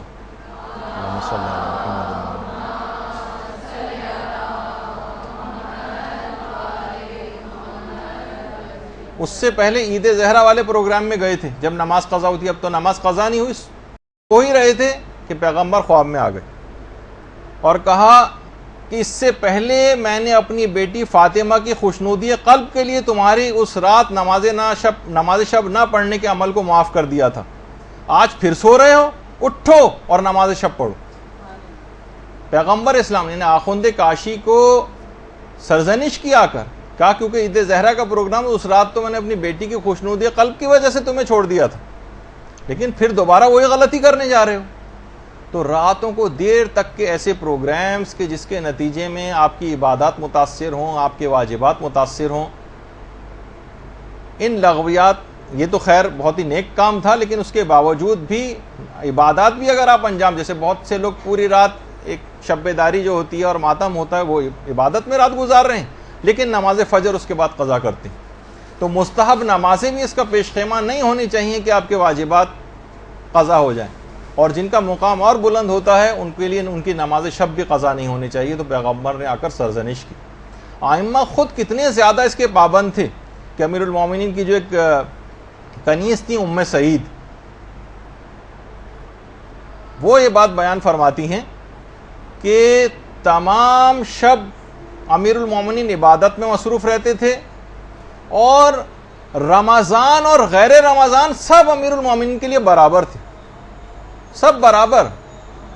اور ابھی شب ضربت آج ہی کی رات کو ہے. جب مسجد کوفہ کے لیے نکل رہے تھے تو آسمان کی طرف دیکھ کر امیر المومنین نے یہ بات کہی تھی کہ اے صبح گواہ رہنا کہ کبھی ایسا نہیں ہوا کہ تو طلوع ہو رہی ہو اور علی سو رہا ہو. درود بھیجیے محمد عالم.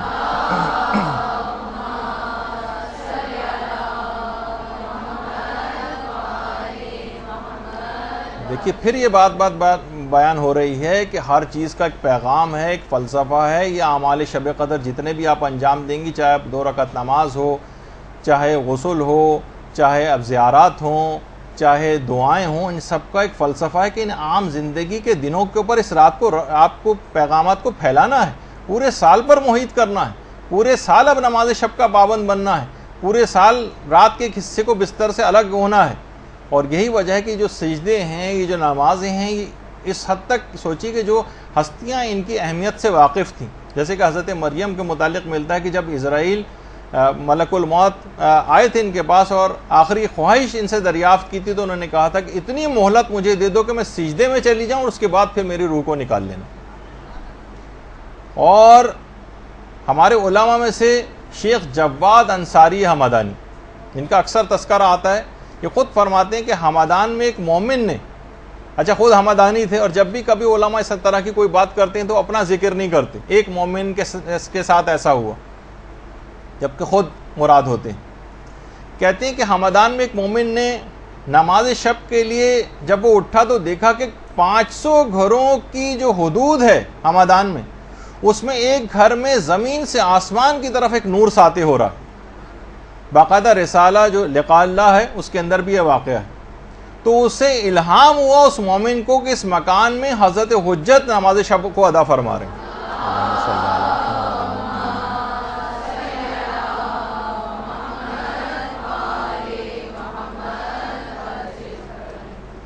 دیکھیے امام کی نماز شب کا گفتگو آپ نے سنی، آپ نے درود پڑھا امام پر، اس سے سبق کیا حاصل کیا؟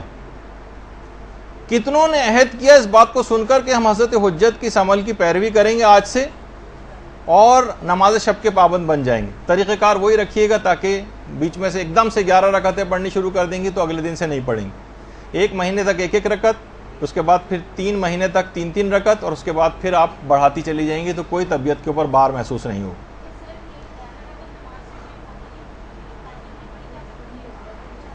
ہاں مختلف ٹائمنگز میں بھی پڑھ سکتے ہیں، خیر وہ تو اس کے مسئلے الگ ہیں، لیکن اس کا پابند ہونا. اچھا اب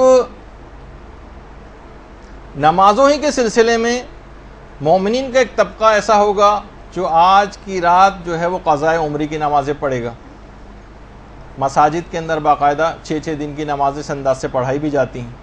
تو اس کا بھی ایک پیغام ہے، وہ یہ ہے کہ یہ رات واجبات اتارنے کی رات بھی، اور اس کا پیغام یہ کہ سارا سال بھی اب واجبات اتارنے کی فکر آپ کو کرنی، اس کو پورے سال کے اوپر جاری کرنا. جبھی شب قدر کے وہ تمام فوائد اور جو اثرات ہیں وہ پورے سال آپ حاصل کریں گے. اپنے واجبات اتاریے، نہ صرف نمازیں اتارنے کی فکر کریں بلکہ روزے اتارنے کی فکر کریں، اپنے کفارے اتارنے کی فکر کریں، اپنے فدیے اتارنے کی فکر کریں. خواتین ہیں روزوں کے سلسلے میں جو نہیں رکھے کفارے تاخیر واجب ہوتے ہیں، پچھلی زندگی میں جو اگلے سال تک روزے نہیں رکھے ان کا کفارہ تاخیر دینا ہوتا ہے. بہت سے لوگوں کے اوپر حج واجب، حج کے لیے نہیں جاتے، بہت سی خود ساختہ مجبوریوں کی وجہ سے. شرعی مجبوری ہوتے ایک الگ بات ہے. بہت سے لوگوں کے عمرے غلط ہوئے ہیں, جب تک عمرہ ادا نہیں صحیح طور پر ادا کر لیتے, عمرہ جو ہے وہ اس کا احرام باقی رہتا ہے, اس کو اتروانے کی فکر ہونی چاہیے. لوگوں کی امانتیں واپس کرنے کی فکر ہونی چاہیے. رد مظالم ادا کریں, لوگوں کے حقوق ادا کریں, کسی سے قرضہ لیا ہوا تو وہ ادا کریں. یہ حقوق کے ادا کرنے کی رات ہے. یعنی اس رات قضا واجب نمازیں جو پڑھی جاتی ہیں, اس کا پیغام ہے کہ سارا سال بھی آپ کوشش کریں کہ آپ اتاریں اپنے ذمے سے یہ سب چیزیں.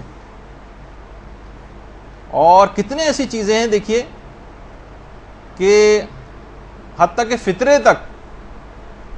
فطرے لوگ سوچتے ہیں فطرہ تو ہم ہر سال دیتے ہی. خود ہمارے استاد محترم بیان فرماتے تھے کہ ایک بہت بڑی غلطی ہمارے ہاں ایک یہ بھی ہونے لگی ہے کہ گھروں کا نا کوئی سسٹم صحیح طور پر بن نہیں پاتا ہے. پتہ ہی نہیں چلتا کہ گھر میں سربراہ گھر کون ہے.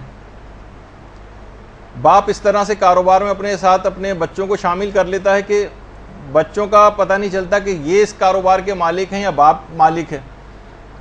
تو بہت سی چیزیں طے نہیں کی ہوئی ہیں ہم لوگوں نے, تو اس کی وجہ سے بہت سے پرابلمس ہوتے ہیں. اب جس کے ڈیپینڈنٹس میں سے شمار ہوتے ہیں اس کے اوپر فطرہ واجب ہوتا ہے. اب اگر اولاد نے نکال بھی دیا اور باپ جو ہے سربراہ فیملی تھا, چاہیے کمائی باپ کے ہاتھ میں کیوں نہ لا کے دیتے ہوں, باپ ریٹائرڈ ہے, گھر پہ بیٹھے ہوئے, لیکن سربراہ گھر وہ ہے, تو اس کو ان کا فطرہ بہت سارے فطرے کے مسئلے.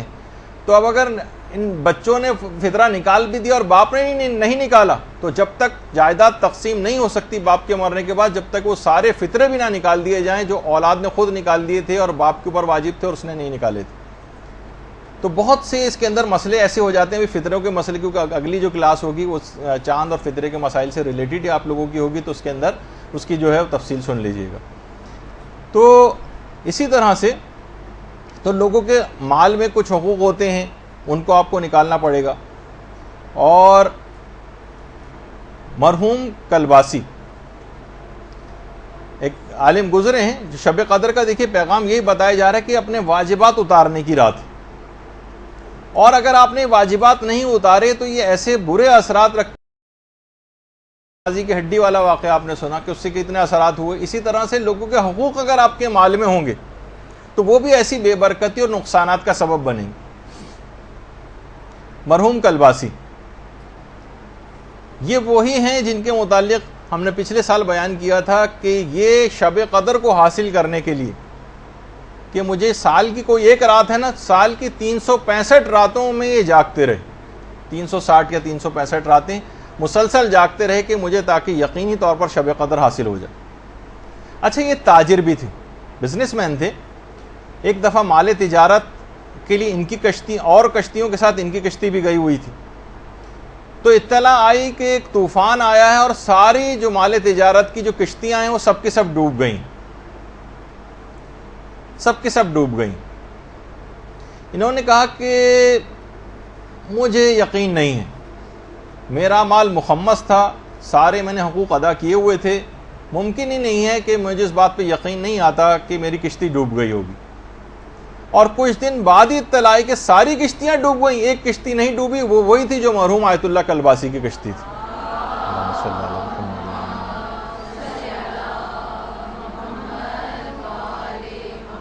دیکھیں یہ بات یاد رکھ لیجئے کہ جب تک اس کو بند کر دیجیے, جب تک آپ لوگوں کے حقوق صحیح طور پر ادا نہیں کریں گے, نہیں اس کو ٹیڑھا ہی کر دیجئے, اس کو میرے اوپر طرف, اس میں ہوا کی آواز آتی ہے ورنہ مائک میں. جب تک آپ لوگوں کے حقوق ادا نہیں کریں گے اور آپ کے مال میں لوگوں کے حق باقی رہیں گے تو یاد رکھ لیجئے کہ یہی مستحقین زکوٰۃ, یہی مستحقین خمس, یہی مستحقین فطرہ یہ آپ کے دامن کو قیامت کے دن پکڑ لیں گے کہ پروردگار ان کے حقوق کے عوض جو اور پروردگار کیا کرے گا, ان کے حقوق آپ کے ذمے ہیں ان کے عوض آپ کی نیکیاں کاٹ کر دے دی جائیں گی. معاملہ اس قدر سخت ہوگا کہ محدث نعمت اللہ جزائری یہ بات فرماتے ہیں کہ کسی نے بقدر دانق چاندی, یعنی سمجھے کہ درہم کے چھٹے حصے کے برابر بھی, یعنی 1-2 روپے کے برابر بھی اگر کسی کا نقصان کیا ہوگا تو اس شخص کی 700 قبول شدہ نمازیں کاٹ کر صاحب حق کو دے دی جائیں گی. 700. اور دیکھیے یہ بھی روایات کے اندر یہ بات آئی ہے کہ اتنی شدت ہوگی کہ انوار نعمانیہ میں محدث نعمت اللہ جزائری نے اس بات کو لکھا ہے.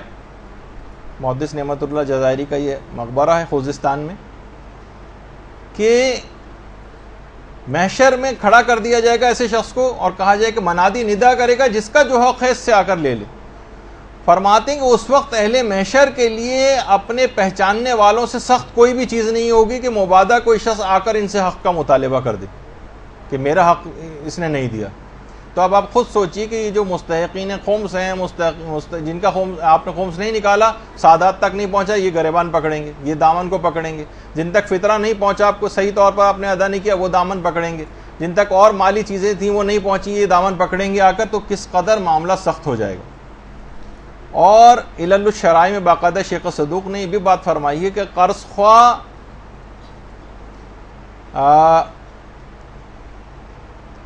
یہ جو ہیں یہ آ کر مقروض کا دامن پکڑیں گے, یہ ہمیں واپس کر سکتا تھا قرضہ لیکن اس نے اس کے باوجود بھی واپس نہیں کیا.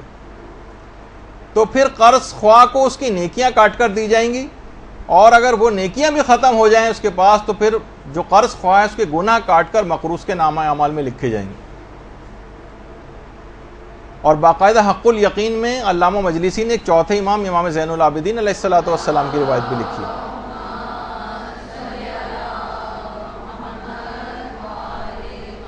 کہ مولا اگر مسلمان کو کافر سے کوئی حق طلب کرنا ہے تو اس کی تلافی کیسے ہوگی؟ وہ تو جہنمی ہے, نیکیاں اس کے پاس ہیں ہی نہیں.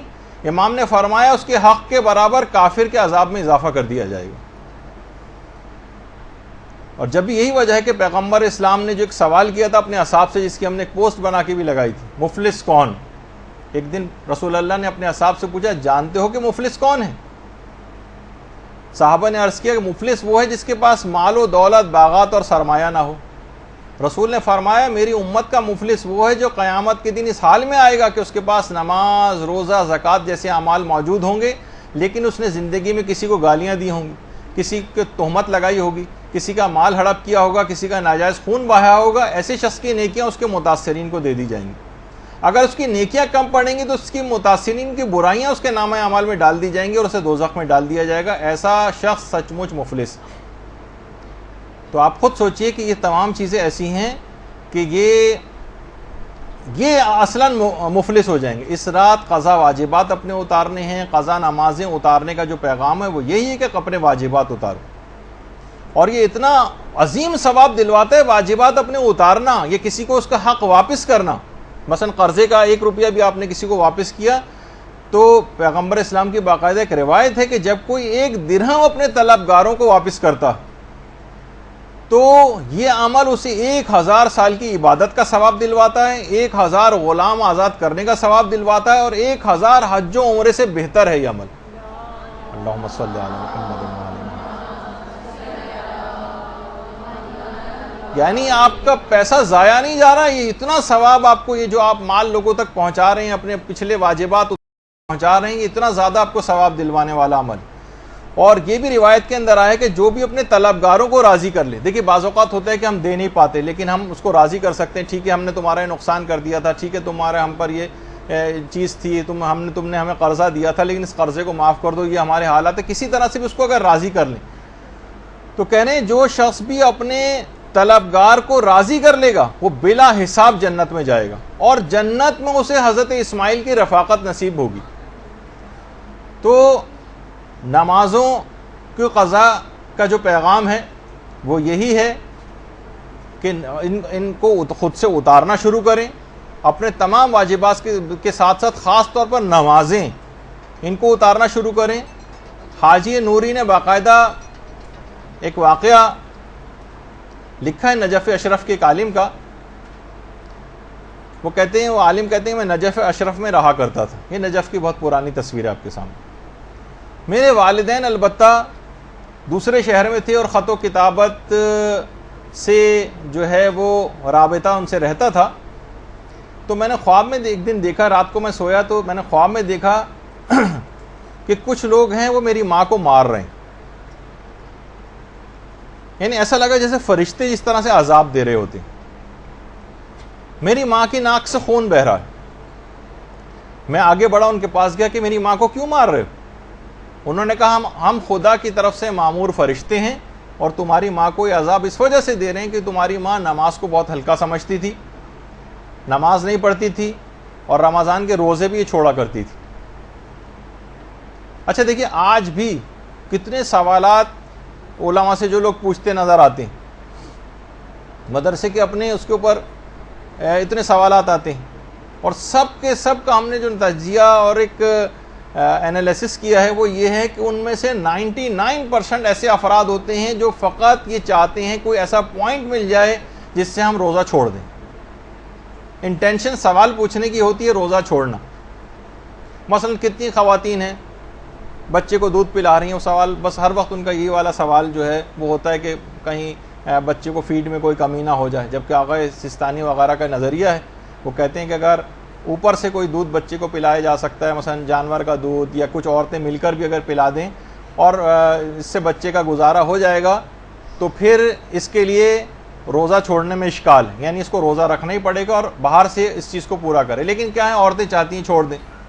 بہت سارے افراد اس بات کو کہہ رہے ہوتے ہیں کہ جناب گرمی بہت ہے, ہماری جاب کے ٹائمنگز اس طرح کے ہیں اور بہت دھوپ میں بھاگنا پھرنا پڑتا ہے, ہم کیا کریں, ہم کیا روزہ رکھیں یا چھوڑ دیں. ان کی پوری, بہت سے لوگ تو پوچھتے نہیں, ویسے ہی چھوڑ دیتے ہیں, لیکن جو کچھ پوچھتے ہیں اس میں بھی کتنا سخت مسئلہ ہے کہ جناب یہ لوگ پہلے تو اگر یہ بغیر جاب کے رہ سکتے ہیں تو بغیر جاب کے رہیں گے, چھٹی لے سکتے ہیں تو چھٹی لے لیں, چھٹی لینا ممکن نہیں ہے, اور اگر ان کی تنخواہ مثلا کٹ جائے گی, اگر اس کے بغیر بھی ان کا گزارا ہو سکتا ہے تو ایسا کر لیں. کوئی اور ان کے پاس مال موجود ہے تو ایک مہینہ مثلا اگر نہیں کمائیں گے یہ تو اس سے گزارا ہو جائے گا, ورنہ قرضہ بھی اگر لینا پڑے تو قرضہ لیں اور اپنے روزے کو بچائیں. اور پھر بھی اگر یہ کوئی سی بھی چیز ممکن نہیں ہے تو پھر اتنا پانی پی سکتے ہیں کہ جس سے ان کی جان بچ جائے, اور اس کے بعد پورے دن امساک کرنا پڑے گا اور بعد رمضان اس کی قضا بھی کرنا پڑے گی. دیکھیے مسئلے کتنے زیادہ سخت ہیں اس کے. تو بہرحال لوگ اس انداز سے نماز و روزہ چھوڑتے ہیں. تو وہ عالم کہنے لگے فرشتے میری ماں کو مار رہے تھے, اور کہا کہ یہ نمازیں نہیں پڑھتی تھی اور رمضان کے روزے بھی قضا کرتی تھی. اچھا اب, اور میری ماں کو یہ عذاب ہو رہا تھا کہ ناک سے خون بھی اس کے جاری تھا. ایک اچانک سے میری آنکھ کھل گئی, بیدار ہو گیا, کیونکہ دروازے پر کسی نے دستک دی تو دیکھا ایک آدمی کھڑا ہوا اور کہا کہ تمہاری ماں انتقال کر گئی ہے اور اس کا جنازہ جو ہے, اس کا جنازہ کربلا لے جایا جا رہا ہے, پہنچنے والا ہے, تم بھی فوراً پہنچو. یہ کہنے میں نجف سے بھاگا وہاں سے کربلا آیا تاکہ اپنی ماں کی تدفین میں شریک ہو سکوں. یہ بھی کربلا کی ایک بہت پرانی تصویر ہے. اللہم صلی علی محمد.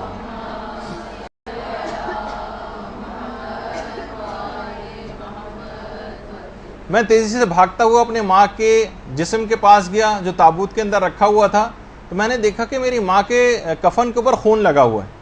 تو لوگوں نے کہا دیکھو ہمارا اس میں کوئی قصور نہیں ہے, سواری کی جس میں سواری میں جنازہ آ رہا تھا اس کی ٹکر ایک جگہ ہو گئی, تصادم ہو گیا, اور جو جنازہ تھا یہ باہر جا کر گرا, اور یہ جو خون تمہیں نظر آ رہا ہے یہ جو کفن پہ لگا ہوا ہے, میں نے فوراً کفن کو ہٹایا تو دیکھا کہ میری ماں کی ناک سے خون جاری تھا. اچھا عالم سمجھ گئے کہ یہ خواب سچا ہے اور میری ماں کو عذاب مل رہا ہے. یہ وہاں سے سیدھے ذریعے حضرت ابو الفضل العباس علمدار علیہ الصلوۃ والسلام پہ گئے.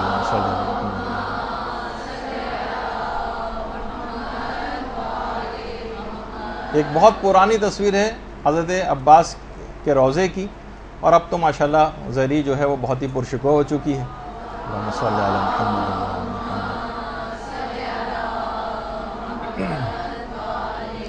کہنے لگے میں زری پر گیا اور حضرت عباس علمدار سے متوسل ہوں, اور میں نے التجا کی اور وعدہ کیا حضرت عباس سے کہ میں اپنی ماں کی ساری قضا نمازیں اترواؤں گا, سارے روزے بھی جو ہے وہ رکھوا دوں گا, اور اس کے بعد ماں کو دفن کیا گیا. کہہ رہے تدفین کے 2 ماہ تک کا تو میں نے انتظام کیا, 2 ماہ تک.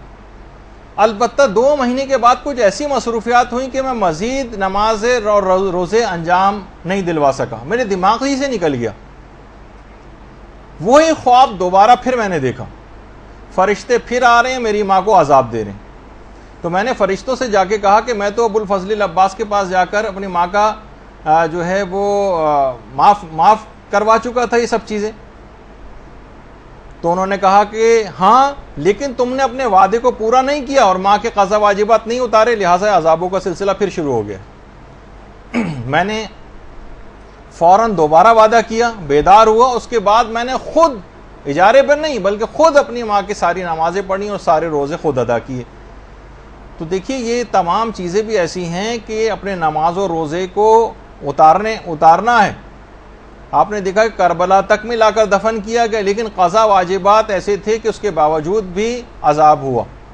البتہ یہ ضرور ہے کہ ظاہر ماں ایسی سرکش ہوگی، ورنہ اگر کوئی عام گناہ گار ہے، چند نماز قضا ہیں، کچھ ہیں، تو انشاءاللہ امام کے جوار میں، کیونکہ وہ تو جگہ ایسی ہیں کہ بہرحال وہاں عذاب قبر جو ہے وہ ختم ہو جاتا ہے، لیکن کچھ اہمیت بتانے کے لیے کہ نمازیں اور روزے قضا کرنا اتنا عظیم گناہ ہے کہ بعض اوقات ان مشاہد مشرفہ میں دفن ہونا بھی عذاب کو ختم نہیں کروا سکتا، تاکہ لوگوں کو ایک جرت پیدا نہ ہو اور ان کی واجبات کی اہمیت کو سمجھیں۔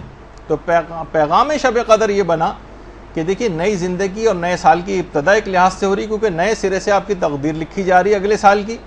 آپ پورا سال اپنے قضا واجبات کو اتارنے کی فکر کیجیے اور ایک باقاعدہ ایک ڈائری بنائیے جس کا نام آپ اپنے طور پر واجبات ڈائری رکھ لیں، اس میں نوٹ کریں ساری چیزیں، اپنی وصیتیں، اپنی زبانی طور پر بھی اپنے لواحقین کو اپنے واجبات بتائیں تاکہ ان کو کچھ پتہ چلے۔ اکثر یہ ہوتا ہے کہتے ہیں والد انتقال کر گئے، والدہ انتقال کر گئیں، جو ساتھ رہتے تھے کچھ تھوڑا بہت ان کو پتہ ہوتا ہے، لیکن لوگوں کو زیادہ تر پتہ نہیں ہوتا کہ وہ اتارنے کی طرف مائل بھی ہوتے ہیں تو ان کو صحیح عدد پتہ نہیں ہوتا، یہ معلوم نہیں ہوتا کہ ان پر کتنا خمس تھا کتنا نہیں تھا۔ تو اپنے واجبات زبانی طور پہ بھی بتائیں اور ایک ڈائری بھی مرتب کریں۔ اچھا اب دیکھیے واجبات اتارنے کے لیے جب انسان مائل ہوتا ہے تو اسے صحت و سلامتی اور عافیت، بیماری میں کھڑا نہیں ہوا جا رہا ہے۔ اب لوگ اکثر یہ پوچھتے ہیں کہ اب بالکل ہماری ہمت اور طاقت نہیں ہے، اپنی قضا نمازیں کیسے پڑھیں؟ تو صحت اور عافیت یہ ضرور اتنی دعا کم سے کم آپ یہ شب قدر میں ضرور مانگی کہ آپ جب تک اپنے تمام واجبات اتار نہ لیں تب تک موت نہ آئے، یہ باقاعدہ۔ اور خاص طور پہ آغا نائینی کی ایک دعا جو ہم نے دنیا و آخرت کی 100 پریشانیوں کو حل کتاب میں بھی لکھی ہے کہ اگر کوئی شخص کی دعا نماز عشاء کے بعد پڑھے تو خدا اس کی عمر میں 50 سال کا یقینی اضافہ فرما دیتا ہے، اور یہ دعا یہ ہے، اور یہ آپ کو اس کتاب کے اندر بھی مل جائے گی۔ اور میں آپ سے یہ بات کہوں گا اپنے طور پر ایک ریکمنڈیشن کے طور پر کہ اگر ممکن ہو تو یہ کسی پرچے پہ، یہ کتاب پہ لکھ لیں، اور جو نماز شب قدر 2 رکعت پڑھیں آپ، اس کے قنوت میں آپ اپنے لیے، اپنے رشتہ داروں کے لیے، علماء کرام کے لیے، مجتہدین اعظام کے لیے، سب کو بھی عام کر سکتی ہیں۔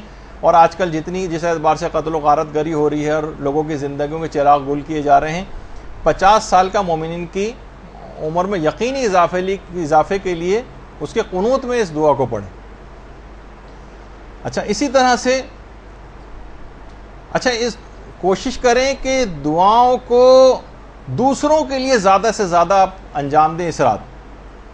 جب یہ علامہ مجلسی نے مفاتی میں جا کے دیکھیے گا کہ اپنے رشتہ داروں کے لیے اور اپنے عزیز و اقارب کے لیے دوسروں کے لیے دعائیں کرنے کی بہت تاکید ہے، دوسروں کے لیے دعائیں۔ یہی وجہ ہے کہ آیت اللہ حسن زادہ عاملی، جن کا پچھلی مرتبہ بھی تذکرہ ہوا تھا، یہ فرماتے ہیں کہ جب میں یہ آیت اللہ حسن زادہ عاملی کی جوانی کی تصویر، کہ میں جب اپنے استاد آیت اللہ سید محمد حسین طباطبائی کی خدمت میں گیا تو آیت اللہ طباطبائی نے آیت اللہ حسن زادہ عاملی کو ایک بات بتائی، اور وہ ہمارے لیے بھی ہے۔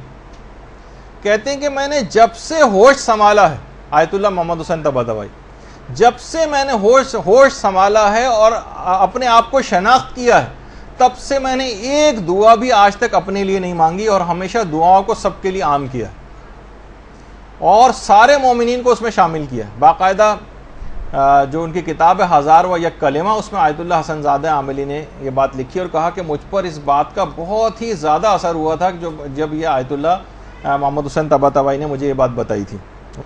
اور شہزادی بھی یہی وجہ سے، شہزادی کی سیرت سامنے تھی کہ جو کہ اللہم صلی علی محمد و علی محمد،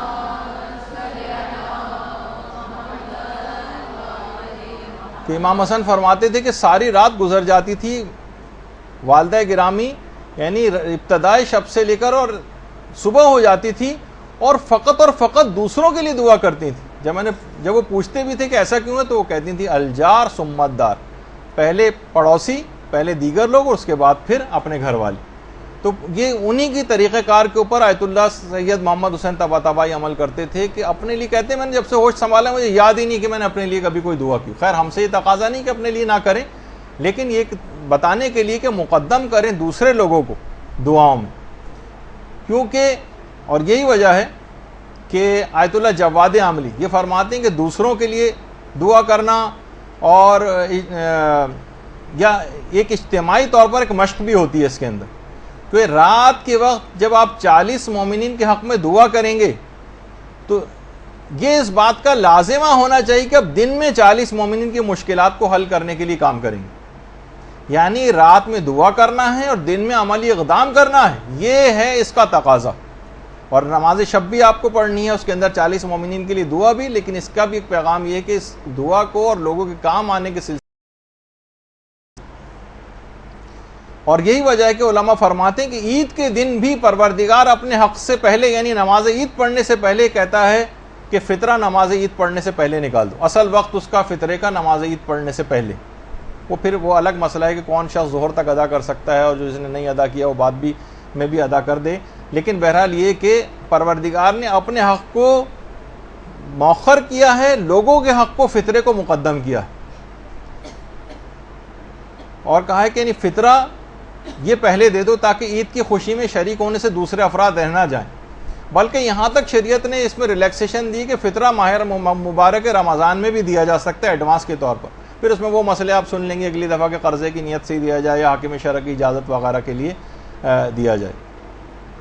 اچھا, اس کے اندر ایک فائدہ دوسروں کے لیے دعا کرنے کا یہ ہوگا جو اس رات کا پیغام بھی کہ آئندہ زندگی میں بھی اس طریقہ کار کو رائج رکھیں. علماء فرماتے ہیں کہ دیکھیں ہم جو اپنے لیے دعائیں کرتے ہیں نا, اس میں موانعات آڑے آ جاتے ہیں. احتمال ہے کہ شاید دعا قبول نہ ہو, کچھ ایسے اعمال انجام دے دیے ہوں کہ جس سے دعا قبول نہ ہو. لیکن جب آپ دوسروں کے لیے دعا کرتی ہیں تو ایک فرشتہ خلق ہوتا ہے, اور وہی دعا جو آپ کر رہی ہیں اپنے لیے دوسروں کے لیے کر رہی ہیں, وہی فرشتہ آپ کے اپنے حق میں کرنا شروع کر دیتا ہے. اور کیونکہ موانعات کوئی نہیں ہے اور کوئی طریقہ کار ایسا نہیں کہ فرشتوں کی دعا قبول نہ ہو, کہ ان کے اعمال وغیرہ کا بھی کوئی مسئلہ نہیں ہے کہ وہ نافرمانیاں خدا معاذ اللہ انجام دیتے ہوں, تو کوئی چانس ہی نہیں بنتا کہ وہ دعا ان کی رد ہو جائے. تو دوسروں کے لیے مقدم کرنا یہ بہت اہم بات ہے. بلکہ علامہ سید ابن طاؤس تو ایک بڑی عجیب بات کہتے تھے شب قدر میں تو مومنین کے لیے دعا کرنی ہے, میں یہ کہتا ہوں کہ قابل اصلاح کفار کے لیے ہدایت کی دعا بھی ضرور کریں, کیونکہ خدا کی کسی سے کوئی دشمنی نہیں ہے اور وہ کافروں کو بھی آتش جہنم سے آزاد دیکھنا چاہتا ہے. وہ چاہتا ہے کہ وہ بھی راہ ہدایت کو پالیں. جو اس قابل ہوں ان کی ہدایت ہو جائے اس کی دعا کریں, اور جو اس قابل نہ ہوں فتنہ پرور ہوں ان کی نابودی کی دعا کریں, ان کے لیے باقاعدہ بد دعا کریں کہ ان کے منحوس وجود سے زمین پاک ہو جائے. قنوت میں باقاعدہ بد دعا کرنا, ان کے لیے لعن کرنا, خاص طور پر ایران, عراق, شام, لبنان, افغانستان اور پاکستان اور جتنے بھی مومنین اور عام مسلمانوں کے جو دشمن ہیں, جو دہشت گرد جو روزانہ کی تعداد میں اس انداز سے مومنین کو اور عام مسلمانوں کو شہید کر رہے ہیں, ان کے لیے بھی اس رات میں علی الخصوص بد دعا ضرور کریں. اور یہ سلسلہ دعاؤں کا اور ظالمین کے لیے بد دعا کا یہ سارا سال بھی جاری رہنا چاہیے. اور یہی وجہ جو پیغمبر اسلام کے جس سے پہلے میں نے پیش کی تھی, جو ہمارے بہار الانوار کے اندر بھی اور عام مسلمانوں نے بھی اس کو اپنی کتابوں کے اندر نقل کیا ہے, کہ جو ایمان اور احتساب کے ساتھ اس رات عبادت کے لیے کھڑا رہے گا اس کے تمام گزشتہ گناہ معاف ہو جائیں گے. بہت سی روایتوں میں ہے کہ آئندہ گناہ بھی معاف ہو جائیں گے. تو باقاعدہ یہ تمام چیزیں کاغذ قلم جو ہے وہ لے کر بیٹھیں اور یاد کریں کہ کون کون سی اس قسم کے جو ہے وہ ہم نے اعمال انجام دیے تھے, اور اپنے اوپر خود پر ایک تنقیدی نگاہ ڈالیں. ہم نے بہت بڑا مسئلہ یہ کہ خود پر تنقیدی نگاہ ڈالنا بند کر دیا. سوء ظنی رکھنی ہے اپنے آپ سے رکھیں, کینہ رکھنا ہے اپنے آپ سے رکھیں, بری نگاہ ڈالنی ہے اپنے اوپر بری نگاہ ڈالیے, اپنے زکام کو بھی آپ کو کوڑ سمجھنا ہے. یہ احتساب کی رات ہے, اور آئینہ بن کر تمام برائیاں آپ کے سامنے آشکار ہو جائیں گی کہ ہم نے کون کون سی پروردگار عالم کی ایسی نافرمانیاں کی ہیں, کتنے احکام پائمال کی ہیں. سارے گناہوں کو اپنے یاد کریں, احتساب کریں اپنا, اور آئندہ بھی نہ کرنے کا عزم کریں. کہ پیغمبر نے کہا جو ایمان اور احتساب کے ساتھ اس رات کو عبادت کرے گا اس کے تمام گناہ معاف ہوں گے. شرط لگائیے, ورنہ مطلق اور عام نہیں کیا. تو بہرحال یہ تمام چیزیں ایسی ہیں، اور یہی وجہ ہے کہ تفسیر المیزان کے جو فارسی مترجم ہیں سید محمد باقر موسوی اصفہانی، انہوں نے کہا کہ ہمدان میں ایک علاقہ ہے جس کا نام ہے گنداب، وہاں پر ایک علی گندابی نام کا ایک بدماش ہوتا تھا جس کی سچا کیونکہ واقعہ ہے، باقاعدہ ایران کے اندر توبہ علی گندابی کے موضوع پر فلمیں تک بنائی گئی، بالکل سچا واقعہ ہے۔ علی گندابی ایک شرابی بھی تھا اور بدماش بھی تھا، اور اس کی توبہ بڑی مشہور ہے۔ ایک ذاکر تھے اس زمانے میں، شیخ حسن، وہ شہر سے باہر کہیں مجلس پڑھنے گئے ہوئے تھے، رات کا وقت تھا، اور جب واپس آئے تو شہر کا دروازہ بند ہو گیا تھا۔ یہ علی گندابی دروازے پر ہی بیٹھا ہوا تھا اور شراب کے نشے میں دھت تھا۔ انہوں نے کہا دروازہ کھٹکھٹائے، دروازہ کھولو۔ اس نے کہا کون؟ انہوں نے کہا میں ہوں شیخ حسن، میں ایک ذاکر حسین ہوں، مجلس پڑھنے گیا تھا، دیر ہو گئی۔ اس نے کہا میں ایک شرط پہ کھولوں گا، میرے لیے پہلے کوئی مجلس پڑھو۔ انہوں نے کہا یہاں تو نہ ممبر ہے نہ کوئی بیٹھنے کی جگہ ہے۔ کہا کہ میں سجدے میں جاتا ہوں، میری پیٹھ کو ممبر سمجھو، اس پر بیٹھ کے مجلس پڑھو، میں سنوں گا، لیکن میری شرط ہے کہ قمر بنی ہاشم کے مصائب پڑھنا۔ اچھا، انہوں نے مجلس پڑھی اسی کمر پہ بیٹھ کر، اس نے خوب گریہ کیا، یعنی وہ موقع آ گیا علی گندابی کے پاس توبہ کا، جو یہ موقع آج کی رات آپ کو ایک گولڈن چانس شب قدر کی صورت میں ملنے والا۔ موقع سے فائدہ اٹھائیں جیسے علی گندابی نے اٹھایا۔ اس کے بعد کیا انعام ملا اس کو؟ اسی شب قدر یہ اسی شب کو یہ تائب ہوا، اور اس کے بعد یہ عتبات عالیات کی زیارت کے لیے عراق گیا، نجف۔ اس زمانے میں مرزا شیرازی بزرگ وہاں پر نماز پڑھاتے تھے نجف میں، جو سامنے بیٹھے ہوئے، جنہوں نے تمباکو والا فتویٰ دیا تھا۔ یہ ان کے پیچھے جا کر نمازیں بھی پڑھنے لگا۔ ایک دن اطلاع آئی مرزا شیرازی کو ایک مجتہد کا انتقال ہو گیا۔ اچھا، مجتہدین کو عام طور پر جو حرم امام سے متصل جو دالان ہے، یہ ذرا بہت پرانی تصویر ہے حرم امیر المومنین کے، اس کے بالکل سامنے باہر جو دالان تھا، اللہم صلی علی محمد و علی محمد، باقاعدہ صحن میں وہاں پر ایک قبر تیار کی گئی ان مرحوم مجتہد کے لیے۔ لیکن عشاء کی نماز کے بعد پتہ چلا کہ وہ کوما میں تھے اور اب ہوش آ گیا ہے، زندہ ہے۔ مرزا شیرازی کو آ کر بتایا گیا کہ جن کے لیے قبر تیار ہوئی تھی وہ تو ہوش میں آ گئے ہیں، مگر علی گندابی نماز کے مصلی پر بیٹھا بیٹھا چل بسا۔ اب اس کھودی ہوئی قبر کا کیا کریں؟ مرزا شیرازی نے کہا کہ علی گندابی کو حرم امیر المومنین سے متصل دالان میں اسی قبر میں دفن کر دیا جائے۔ سچی توبہ کے باعث جو رائٹ ٹائم آیا تھا، قمر بنی ہاشم کی شفاعت اس کو ملی، اور یہ شاید یہ قبر اسی کے لیے تیار کی گئی تھی۔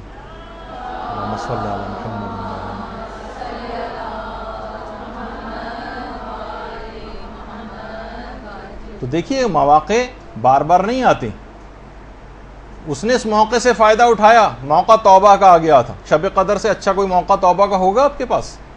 نہیں آئے گا۔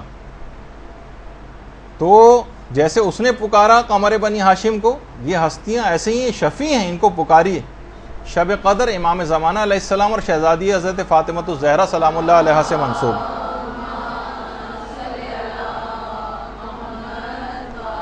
امام کا ایک حق ہے کہ آئندہ کے لیے بھی امام کی یاد کا ایک طریقہ یہ ہے کہ دن کی کم سے کم ایک نماز کے قنوت میں تو ضرور اللہم کن لولیک الحجت ابن الحسن والی دعا ضرور پڑھا کریں۔ اور یہ کتنا حسین منظر ہوتا ہے شب قدر میں کہ فرشتوں کے جھرمٹ میں جبریل امین زمین کی جانب رواں دواں ہوتے ہیں، ان کی خوشی کا کوئی ٹھکانہ نہیں ہوتا کہ کائنات کے امام وقت جو ہے ان کی خدمت میں حاضری نصیب ہو رہی۔ اللہم صلی علی محمد و علی محمد۔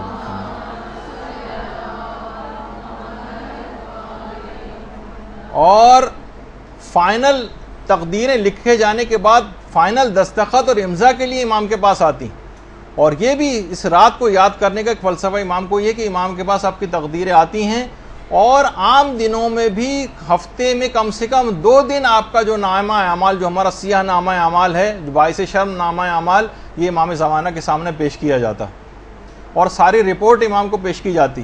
آپ خود سوچیں کہ ہمارے دلوں کے چھپے ہوئے خیالات سے بھی جو چیزیں جو واقف ہوں، اور ایک ایک چیز اس کے اندر ایسے فرشتوں نے لکھ دی ہو جو ہر چیز سے جو بھی ہم کام کرتے ہیں، غیبتیں کرتے ہیں اور ہم گانے سن رہے ہیں اور لڑائی جھگڑے کر رہے ہیں ایک دوسرے کو، برا بلا، کینے، حسد، سب کچھ تفصیلات لکھی ہوئی ہیں امام زمانہ کے دل مقدس پر جو ہے وہ کیا گزرتی ہوگی۔ تو اس رات کا ایک یہ ہے کہ اس رات کا کہ امام زمانہ سے منسوب رات ہے، اس رات کو بھی ان کو یاد کرنا ہے، اور ایک یہ کہ اس کو سارے سال پر محیط کرنا ہے امام کے ذکر۔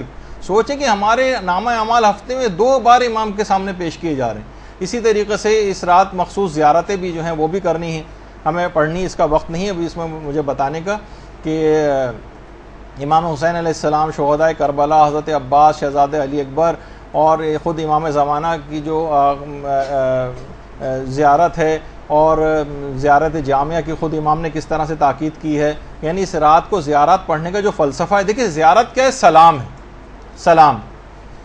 روزانہ ہمیں یہ پیغام ہے اس رات کو بھی ان کو سلام کرنے کا، کہ عام زندگی میں بھی بہت رائج ہے کہ امام زمانہ کو سلام کیا جائے، اور نماز کے بعد ہم زیارت پڑھتے ہیں اور وہ بھی سلام ہے، تاکہ ہمیں ان کی قربانیاں یاد رہیں۔ یہ کیوں ہے پڑھنے کا؟ تاکہ ان کے اہداف یاد رہیں۔ مثلا قائد اعظم کا دن یہاں پہ منایا جاتا ہے، ان کی یاد منائی جاتی ہے، ان کے کارنامے بتائے جاتے ہیں، ان پہ کوئز پروگرام جو ہیں وہ کیے جاتے ہیں، ان کے ہدف کو ڈسکس کیا جاتا ہے۔ تو سلام دیکھیے ابتدا ہے۔ سلام جب آپ کرتے ہیں نا کسی کو سلام، یہ پہلے ابتدا ہوتی ہے جس سے بات شروع ہوتی ہے۔ ہمارے ہاں زیارت یا سلام پڑھ کر جو ہے وہ کام شروع ہونے کے بجائے کام کو ختم سمجھا جاتا ہے۔ اختتام پہ ہم نے پڑھ لیا، سلام کیا، اس کے بعد چلتے بنے۔ تو بہرحال کام کا دیکھیے تقاضا یہ ہے کہ روزانہ جو امام زمانہ علیہ السلام کو سلام کیا جائے، بار بار ان کو سلام کرنے کی تاکید ہے، تاکہ آپ بار بار امام کی طرف متوجہ ہوں۔ اب آپ کو کام کرنا ہے۔ دیکھیے جیسے کوئی سیکورٹی گارڈ آپ کسی جگہ پہ رکھتی ہیں، آتے جاتے سیکورٹی گارڈ آپ کو سلام کر رہا ہو، پھر اس خوش اخلاقی سے سلام کرنے کے بعد ڈیوٹی پر مستعد ہو جائے، آپ اس سے خوش ہوں گے۔ لیکن ایک سیکورٹی گارڈ ایسا ہے جو دن میں 20 دفعہ آپ کو سلام کر رہا ہے، لیکن اس کے بعد اپنے کوارٹر میں جا کر سو جاتا ہے اور اپنا فریضہ انجام نہیں دے رہا، اب آپ اس سے خوش نہیں ہوں گی، نہ آپ اس کے سلامی جھاڑنے سے جو ہے وہ کافی سمجھیں گی، بلکہ اس کو ڈانٹ پھٹکار کی جائے گی، اس کو نکال دیا جائے گا وہاں سے۔ کہا کہ تو یہ ہمارا جو زیارت پڑھنے کا اور سلام کرنے کا اس انداز سے ایک زبانی کلامی سے وہ بن کے رہ گیا، یعنی ہمیں واقف ہی نہیں کہ سلام کے کیا معنی ہیں، بس سلام کیے چلے جا رہے ہیں اور کام ان کے لیے کچھ بھی کوئی انجام نہیں دے رہا۔ ایسے ہی ہے جیسے وہی میں نے سیکورٹی گارڈ کی مثال دی کہ وہ جا کے پڑھ کر سو جاتا۔ تو یہ خاص کہ ان تمام شخصیات کا ایک مشن اور ہدف تھا، روزانہ ان کو سلام کرو، یاد کرو، ان کے مطابق عمل کرنے کی کوشش کرو۔ دیکھیے یہی وجہ ہے کہ جو اعمال جتنے بھی انجام دیے جاتے ہیں اس میں خود شیخ مفاتیح الجنان میں باقاعدہ شیخ صدوق نے اس رات کا جو سب سے بڑا عمل بتایا وہ علم دین کا حصول بتایا۔ ہم اس پر نہیں دیکھتے کوئی اس اصول کے اوپر کوئی کاربند ہو، یہ علم آپ کی شفاعت کروائے گا۔ دیکھیے کتنے خواتین ایسی ہیں جو اب ایک چیز ہونی شروع ہو گئی، جیسے کہ ہم فیس بک پہ مختلف حدیثیں لگاتے ہیں، آپ لوگ اس کو شیئر کرتی ہیں، تو یہ خود یہ شیئر کرنا ایک تبلیغ کے اندر حصہ بننا، زیادہ سے زیادہ ان چیزوں کو شیئر کر کے دوسروں تک پہنچائیں۔ اور یہ اتنا بڑا عمل ہے تبلیغ کا کہ آیت اللہ مرشی نجفی فرماتے تھے کہ جس زمانے میں میری عمر 30 سال تھی، 30 سال کی تھی، مرشی نجفی کی عمر جو ان کی تصویر سامنے ہے، کہنے میں نے 30 سال کی عمر میں قیامت کا پورا منظر اپنی آنکھوں سے دیکھا تھا۔ میں نے دیکھا کہ قیامت آ گئی اور خوفناک سور پھونکا گیا ہے، اور اس کے بعد پھر حساب و کتاب کی جگہ پہ مجھے لے جایا گیا۔ یہ جگہ اس جگہ سے الگ تھی کہ جہاں پر عام لوگوں کا حساب کتاب ہو رہا تھا، اور مجھے یہ بات بتائی گئی کہ اہل علم افراد کی عزت و اکرام کی وجہ سے ان کا حساب کتاب الگ رکھا گیا، عام لوگوں کے سامنے نہیں۔ میں خیمے میں ایک میں داخل ہوا تو میں نے دیکھا کہ پیغمبر اسلام ایک منبر پہ تشریف فرما،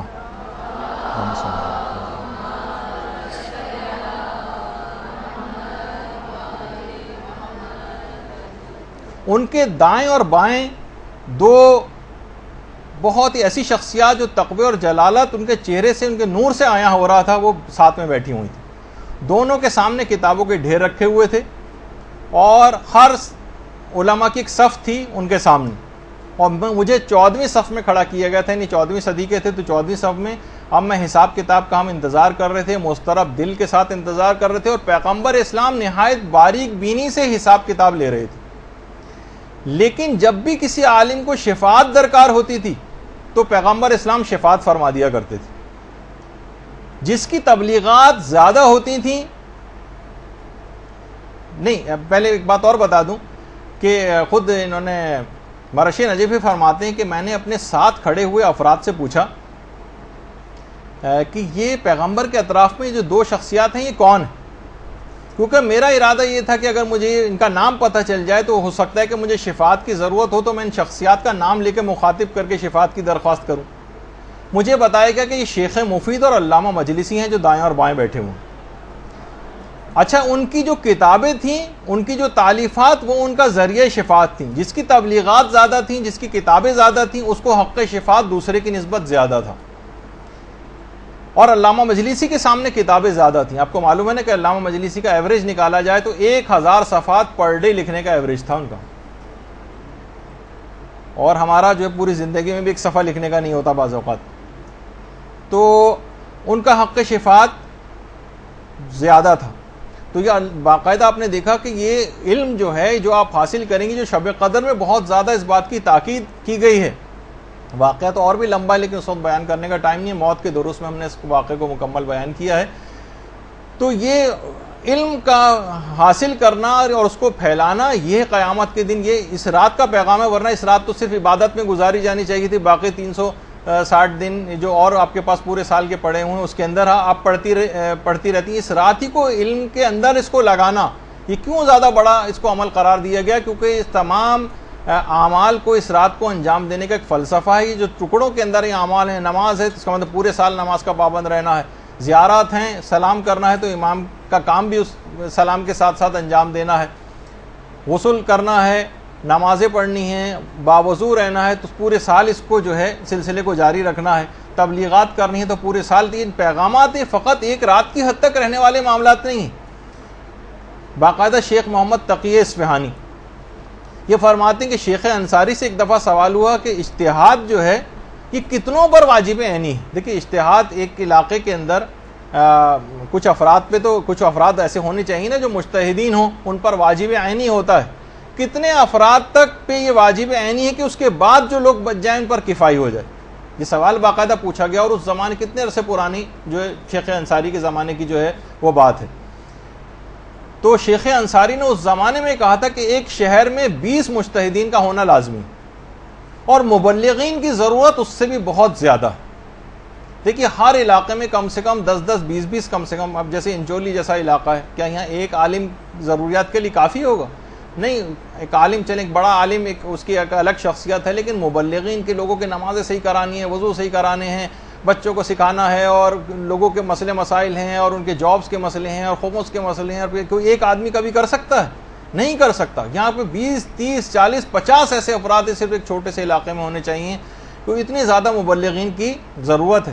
تو ایک بھی شخص اگر آپ کے ذریعے ہدایت پا گیا، کوئی اس قسم کی خواتین کو چاہیے کہ اپنی صلاحیت کو بڑھائیں، اس رات کا پیغام علم حاصل کرنے کا، خود بھی علم حاصل کریں، اور اس کے بعد لوگوں تک اس ہدایت کو جو ہے وہ پہنچائیں۔ کچھ اپنے گھر کو استعمال کریں، اپنے پیسے کو استعمال کریں، اپنے تعلقات کو استعمال کریں، اپنی PR کو استعمال کریں، اسلام کے لیے استعمال کریں، اور اپنے گھر والوں کو بھی اپنے ساتھ کوشش کر کے جو ہے وہ ملائیں۔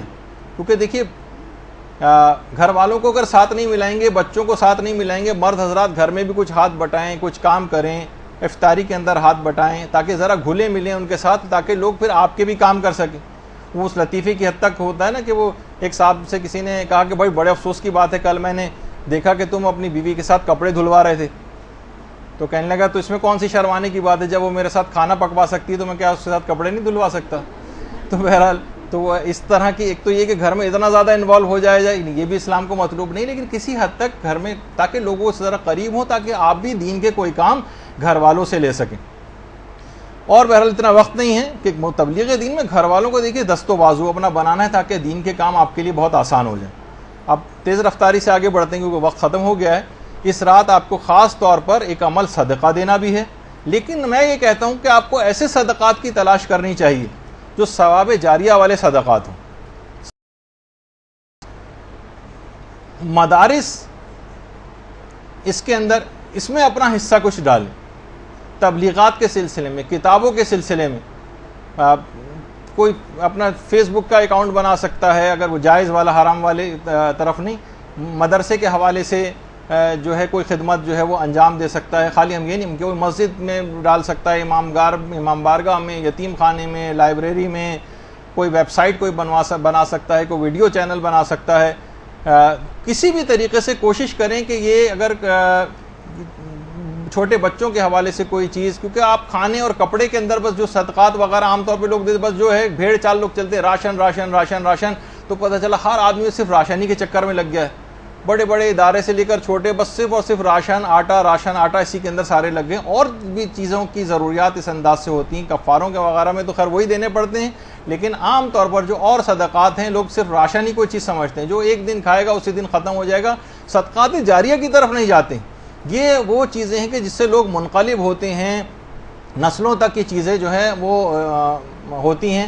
جو بچے ہیں عام طور پر شروع میں تو چلیں بچے بہت سے ایسے ہوں گے جو دین کی طرف راغب نہیں ہیں، اور آہستہ آہستہ لیکن پھر بالآخر یہی بچے ہیں وہ نماز کے عادی. انہی مدرسوں میں پڑھنے والے بچے ہمارے، ہم دیکھ کے جب کیجئے کہ دل باغ ہو جاتا ہے ان بچوں کو دیکھ کر جس انداز سے وہ یہاں اب یہ جو چیزیں یہاں پر آ کر نماز سیکھ رہے ہیں، جو قرآن یہاں پر آ کر خواتین جو طالبات ہیں وہ پڑھ رہی ہیں، اور یہی بچے جو آج یہ کچھ ارتباط دین کے لحاظ سے ان کا ہو رہا ہے، اور یہ اس کے پھر عادی بن جائیں گے، سورہ کو حفظ کریں گے، تو جتنی پوری زندگی ان سوروں کی تلاوت کریں گے ان کا ثواب آپ کو ملے گا اگر آپ نے کچھ حصہ اس کے اندر ڈالا ہوگا.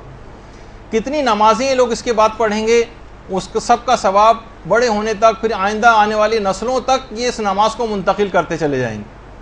یہ ان کے عادی بن جائیں گے. جتنی چیزیں، دعائیں، اذکار ان مدارس میں آ کر سیکھتے ہیں، اس میں حصہ ڈالنے والا جو ہے وہ اس کے اندر ان کے حصے دار بن جاتا ہے. پھر یہی ہوتا ہے کہ دیکھیے کتنے ایسے ہیں یہاں پر، ہمارے یہاں کام نہیں ہوتا مساجد کے اندر، وہاں پہ باقاعدہ ایران وغیرہ میں پریکٹیکل کلاسیں ہوتی ہیں تیمم کرانے کی، کہ تیمم کیسے کیا جاتا ہے. سارے لوگ بیٹھ کے مثلا تیمم کر رہے ہیں.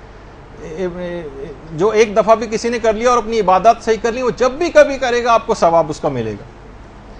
اسی طریقے سے نوجوان، یہ جو چھوٹے بچے ہیں ان کو آپ اس طرف لگائیے. پھر یہی بچے بڑے ہو کے سوچیے کہ اتنی عمر تک بزرگ ہو جاتے ہیں، کہیں نہ کہیں تو انہوں نے سیکھا ہوتا ہے، وہ تمام لوگ ان کے ثوابوں میں حصے دار بنتے ہیں.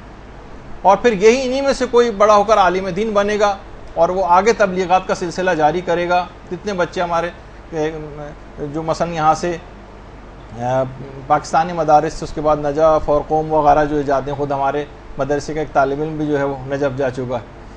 اور جو اور افراد ہیں جو خدمات انجام دے رہے ہیں، کتنی خواتین ہیں جو طالبات جو یہاں سے مختلف ممالک گئی ہیں، مختلف شہروں میں گئی ہیں، مختلف گاؤں کے اندر گئی ہیں، اور مدارس کھول رہی ہیں اور اپنے جو ہے وہ کام جو ہے سارے انجام دے رہی ہیں. لیکن کیا ہے کہ ہر ایک کو اپنی ذمہ داری پوری کرنا.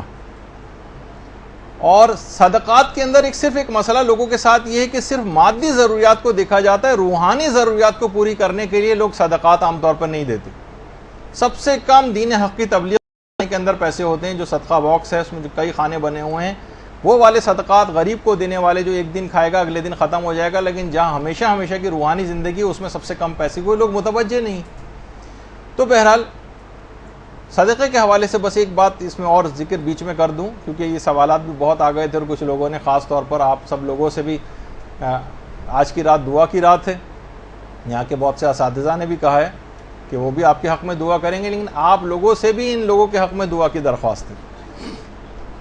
تو آیت اللہ بہجت ایک بات کہتے تھے شوہر و بیوی کے اختلافات کے حوالے سے، کہ اگر شوہر و بیوی میں اختلافات ہوں یا اور لوگوں میں بھی، لیکن الخصوص شوہر و بیوی میں، تو وہ کہتے تھے کہ صدقہ متعدد بافراد متعدد افراد تک متعدد بار صدقہ جو ہے وہ پہنچانا. یعنی بہت سارے افراد، مثلا آپ کہہ لیں گے میں 100 افراد تک اپنے صدقے کی رقم کو پہنچاؤں گی، چاہے ڈسٹریبیوٹ کر کے پہنچائیں، اور اس کام کو بار بار کریں، تو ان کے آپس کے لڑائی جھگڑے بالکل ختم ہو جائیں گے. ایک برکت، ایک عجیب و غریب متعدد بار صدقہ دینا، اور افراد متعدد، یعنی ہر دفعہ نئے افراد کو تلاش کر لیں. تو بہرحال اس کے اندر ایک بڑی اہم بات ہے یہ. تو بہرحال دیکھیے یہ رات آپ نے دیکھا کہ اعمال کے اعتبار سے بڑی پیکڈ رات ہے. آپ دیکھیں گے کہ تو ویسی بھی گرمیوں کی جو اس طرح آج کل کی جو راتیں بہت چھوٹی ہو گئی ہیں، لیکن اعمال بہت زیادہ ہیں، مصروفیات اس رات کی بہت زیادہ ہیں. اس کا بھی ایک پیغام ہے کہ پوری زندگی بھی آپ کو سالانہ اسی طرح مصروفیت کے ساتھ گزارنی ہے، سوتے نہیں رہنا ہے، مصروف زندگی گزاری ہے دینی اعتبار سے، کیونکہ وقت ہمارا لکھا جا چکا ہے. جب تک بھی سارا سال اگر ہم سوتے رہے اور چند صرف رسومات کی حد تک ہم رہے اور صرف رمضان کے میں ہی صرف گہما گہمی نظر آئی، محرم میں صرف گہما گہمی نظر آئی، بس رمضان میں قرآن اٹھا لیا، اس کے بعد پھر ایک طویل نیند کا ہم جو ہے وہ شکار ہو گئے. تو یہ پھر سب سے بڑا مسئلہ آج کل، بس ایک شکایت کرتا ہوں، اس کے بعد اپنی گفتگو ختم کرتے ہیں، کہ کہیں بھی ہمیں لوگوں میں دین کے اعتبار سے کوئی شوق، کوئی ذوق، کوئی سرگرمی، کوئی حرارت یہ نظر نہیں آتی. نہ کوئی مکتب سے اپنے عشق نظر آتا ہے، نہ کوئی تگ و دو کے ساتھ محنت کرتا نظر آتا ہے. بہت سے افراد تو ایسے ہی دیندار افراد، ان کی شکل دیکھ کے جمائیاں آنی شروع ہو جاتی، اتنی سستی کاہلی جو ہے برس رہی ہوتی. تو بہرحال آپ دیکھتی ہیں کہ دنیا دار افراد ٹی وی پر آپ کتنے انٹرویو سنتی ہیں، فلاں جو اداکارہ ہیں جناب کثرت کام کی زیادتی کی وجہ سے وہ نہ بے ہوش ہو گئی شوٹنگ پہ، کئی راتوں سے وہ سوئی نہیں تھیں، اور فلاں گلوکار جو صبح رات کے 3 بجے سے اٹھ کر جو ریاض کرنا شروع کرتے ہیں تو 3 گھنٹے تک مٹکے میں منہ ڈال کے مثلا کرتے رہتے ہیں اور ریاض کرتے ہیں. مثلا یا جو بہت سارے کھلاڑی ہیں اسکواش وغیرہ کے، وہ 3-3 4-4 گھنٹے تک جناب ایک دیوار پہ بال مارتے رہتے ہیں. اور والدین سے بھی جو لوگ اپنی بڑی محبت کرتے ہیں اور اولاد سے بڑی محبت کرتے ہیں، ان کو ٹیوشنوں پہ لے کے، یعنی کچھ کام کرتے نظر آ رہے ہیں، کوئی سرگرمی نظر آ رہی ہے، کوئی ڈیڈیکیشن نظر آ رہا ہوتا ہے، حرارت نظر آ رہی ہوتی ہے. اسکول چھوڑنے جا رہے ہیں، اسکول لے کر آ رہے ہیں، گاڑیوں میں باہر گرمیوں میں بیٹھ کے انتظار کر رہے ہیں. یہ سب بھی چیزیں اپنی جگہ ضروری ہیں، اور بلکہ اپنے عیش و آرام کو اولاد کی دنیا کے لیے قربان کرتے ہیں، بلکہ اپنی آخرت کو بھی بعض اوقات اولاد کے لیے قربان کر دیتے ہیں. ذرا سا ہم دیکھتے ہیں ٹی وی پہ اکثر عشق و محبت کے اندر مبتلا روزانہ مار پڑ رہی ہے، کمرے عدالت میں مار پڑ رہی ہے، باہر حتیٰ کہ قتل تک ہو جانا گوارا کرتے ہیں، لیکن اپنے اس برے مقصد یا جو بھی مقصد ان کا ہوتا ہے اس میں کوئی سرگرمی، کوئی لگاؤ، کوئی ڈیڈیکیشن، کوئی قربانی، کوئی محنت نظر آ رہی ہوتی. ایک بیچارہ دین ہی ہمارا ایک ایسا رہ گیا جس کے لیے کوئی محنت کرتا نظر نہیں آتا. فقط چند منٹ کے لیے اگر باتیں ہوتی ہیں، لیکن اس کے بعد ابھی کچھ ہی دن گزریں گے، اس کے بعد جو ہے وہ پھر عید آ جائے گی، عید کا چاند دیکھیں گے، لوگ فسق و فجور میں اس رات سے ہی مبتلا ہو جائیں گے. اب ایسے افراد یا وہ خواتین جو پورے رمضان کا پیغام اسے ایک رات کے اندر بھول جائیں گی، اور وہی موسیقی چلنے لگے گی گھروں میں، وہی میک اپ کر کے نامحرموں کے سامنے عید کے روز وہ آئیں گی. کس منہ سے یہ لوگ عید منائیں گے؟ عید ان کی نہیں ہے جو بازاروں میں کپڑے لتوں کے لیے خریداری کرتی پھریں گی. ان کی عید اصل میں ہوتی ہے جنہوں نے اس رمضان سے تقوی حاصل کیا ہوتا ہے. ان کی عید نہیں ہوتی جو گھر میں نئے پردے عید کے دن ڈالتے ہیں اور نئے کپڑے اور جوتے خرید کے لاتے ہیں. اصل عید ان کی ہے جو پورے سرات کو خیریت سے اس رمضان میں پار کر جاتے ہیں. تو بہرحال وہ جو شعر بھی ہے نا حضرت حور کے حوالے سے ہے کہ شکوہ عید کا منکر نہیں ہوں میں، لیکن قبول حق ہے فقط مرد حور کی تکبیر. تو یہ مرد حور کی تکبیر نہیں، پروردگار کو ایسے ہر فاسق و فاجر اور کہ بس صرف ایک رسم و رواج کی حد تک یا زبان کی چٹنی کی حد تک دین اس نے کیا، باقی نہیں. ایسی توبہ اس رات کو کرنی ہے کہ اس کے بعد پھر واپسی کی طرف جانے کا کوئی امکان نہ ہو. تو پھر کہا جائے گا کہ آپ نے واقعی شب قدر گزاری ہے. توبہ کا دیکھیے دروازہ کھلا ہوا ہے، ملک الموت اب تک نہیں آیا. دنیا کے بھی جو عدالتیں ہیں اگر مجرم اقرار جرم کر لیتا ہے تو ان کی سزا میں کمی کر دیتی ہیں، اور کیونکہ یہاں کے جج جو ہیں وہ کم ظرف ہیں، یہ اتنا اختیار بھی نہیں رکھتے ہیں، مگر وہ خالق کون و مکان جس کے ظرفیت کی کوئی انتہا نہیں، اس کی عفو بخشش کے اندر کوئی کمی نہیں ہے، کوئی لمٹ نہیں ہے اس کی، وہ مکمل با اختیار ہے. اس کے فیصلے اس پر حکومت نہیں کرتے بلکہ وہ اپنے فیصلوں پر حکومت کرتا ہے. تو اگر ہم آج کی رات توبہ، حقیقی توبہ کر لیں اور اقبال جرم کر لیں تو وہ ہمارے ندامت سے جھکے ہوئے سر کو دیکھ کر سزا میں صرف کمی نہیں کرے گا بلکہ پوری سزا کو بھی معاف کر دے گا. یہ رات شب قدر ہے، اس رات میں اپنی حقیقت کو پہچانیے. یہ ہم جو مومنین ہیں یہ باز شاہی ہیں، یہ گندگیوں پہ کہاں منہ مارتے پھر رہے ہیں. آپ کے اعمال کی قدر و قیمت دیکھیے، فقط جنت ہے، اس کو حقیر چیزوں پہ فروخت نہ کریں. وہ مومن جس کی عظمت خانہ کعبہ سے بھی زیادہ قرار دی گئی ہے، کیوں اپنا قبلہ اس رات کو درست نہیں کرتے؟ اگر آج کی رات اپنی حقیقت کو آپ پہچان لیں اور حقیقی توبہ کر کے ایک نئے عزم کے ساتھ اس رات کا اگر سورج آپ نے طلوع کر لیا تو یاد رکھ لیجئے کہ قرب خداوندی کی ایسی منازل آپ اس رات کو طے کریں گی کہ 1000 مہینوں کی راتوں کی ریاضت بھی ایک جست میں آپ طے کر لیں گی. اور اس رات کو اگر حقیقی طور پر آپ نے توبہ کر کے اور ایک عہد کر لیا. خدا ہم سب کو اس رات کے فضائل و برکات اور پیغامات پر عمل کرنے اور سارا سال اس کے اوپر عمل کرنے کی توفیق عطا فرمائے کہ اس کے بعد جب ہمارے نامہ اعمال امام زمانہ کے حضور پیش ہوں تو بے اختیار خوشی سے ان کے مبارک ہونٹوں پر ایک ایسی مسکراہٹ آ جائے کہ جس کے بعد ہمارے لیے فلاح و کامیابی کی منزلیں حاصل کرنا یقینی ہو جائے. وصلی اللہ علی محمد وآلہ الطیبین الطاہرین۔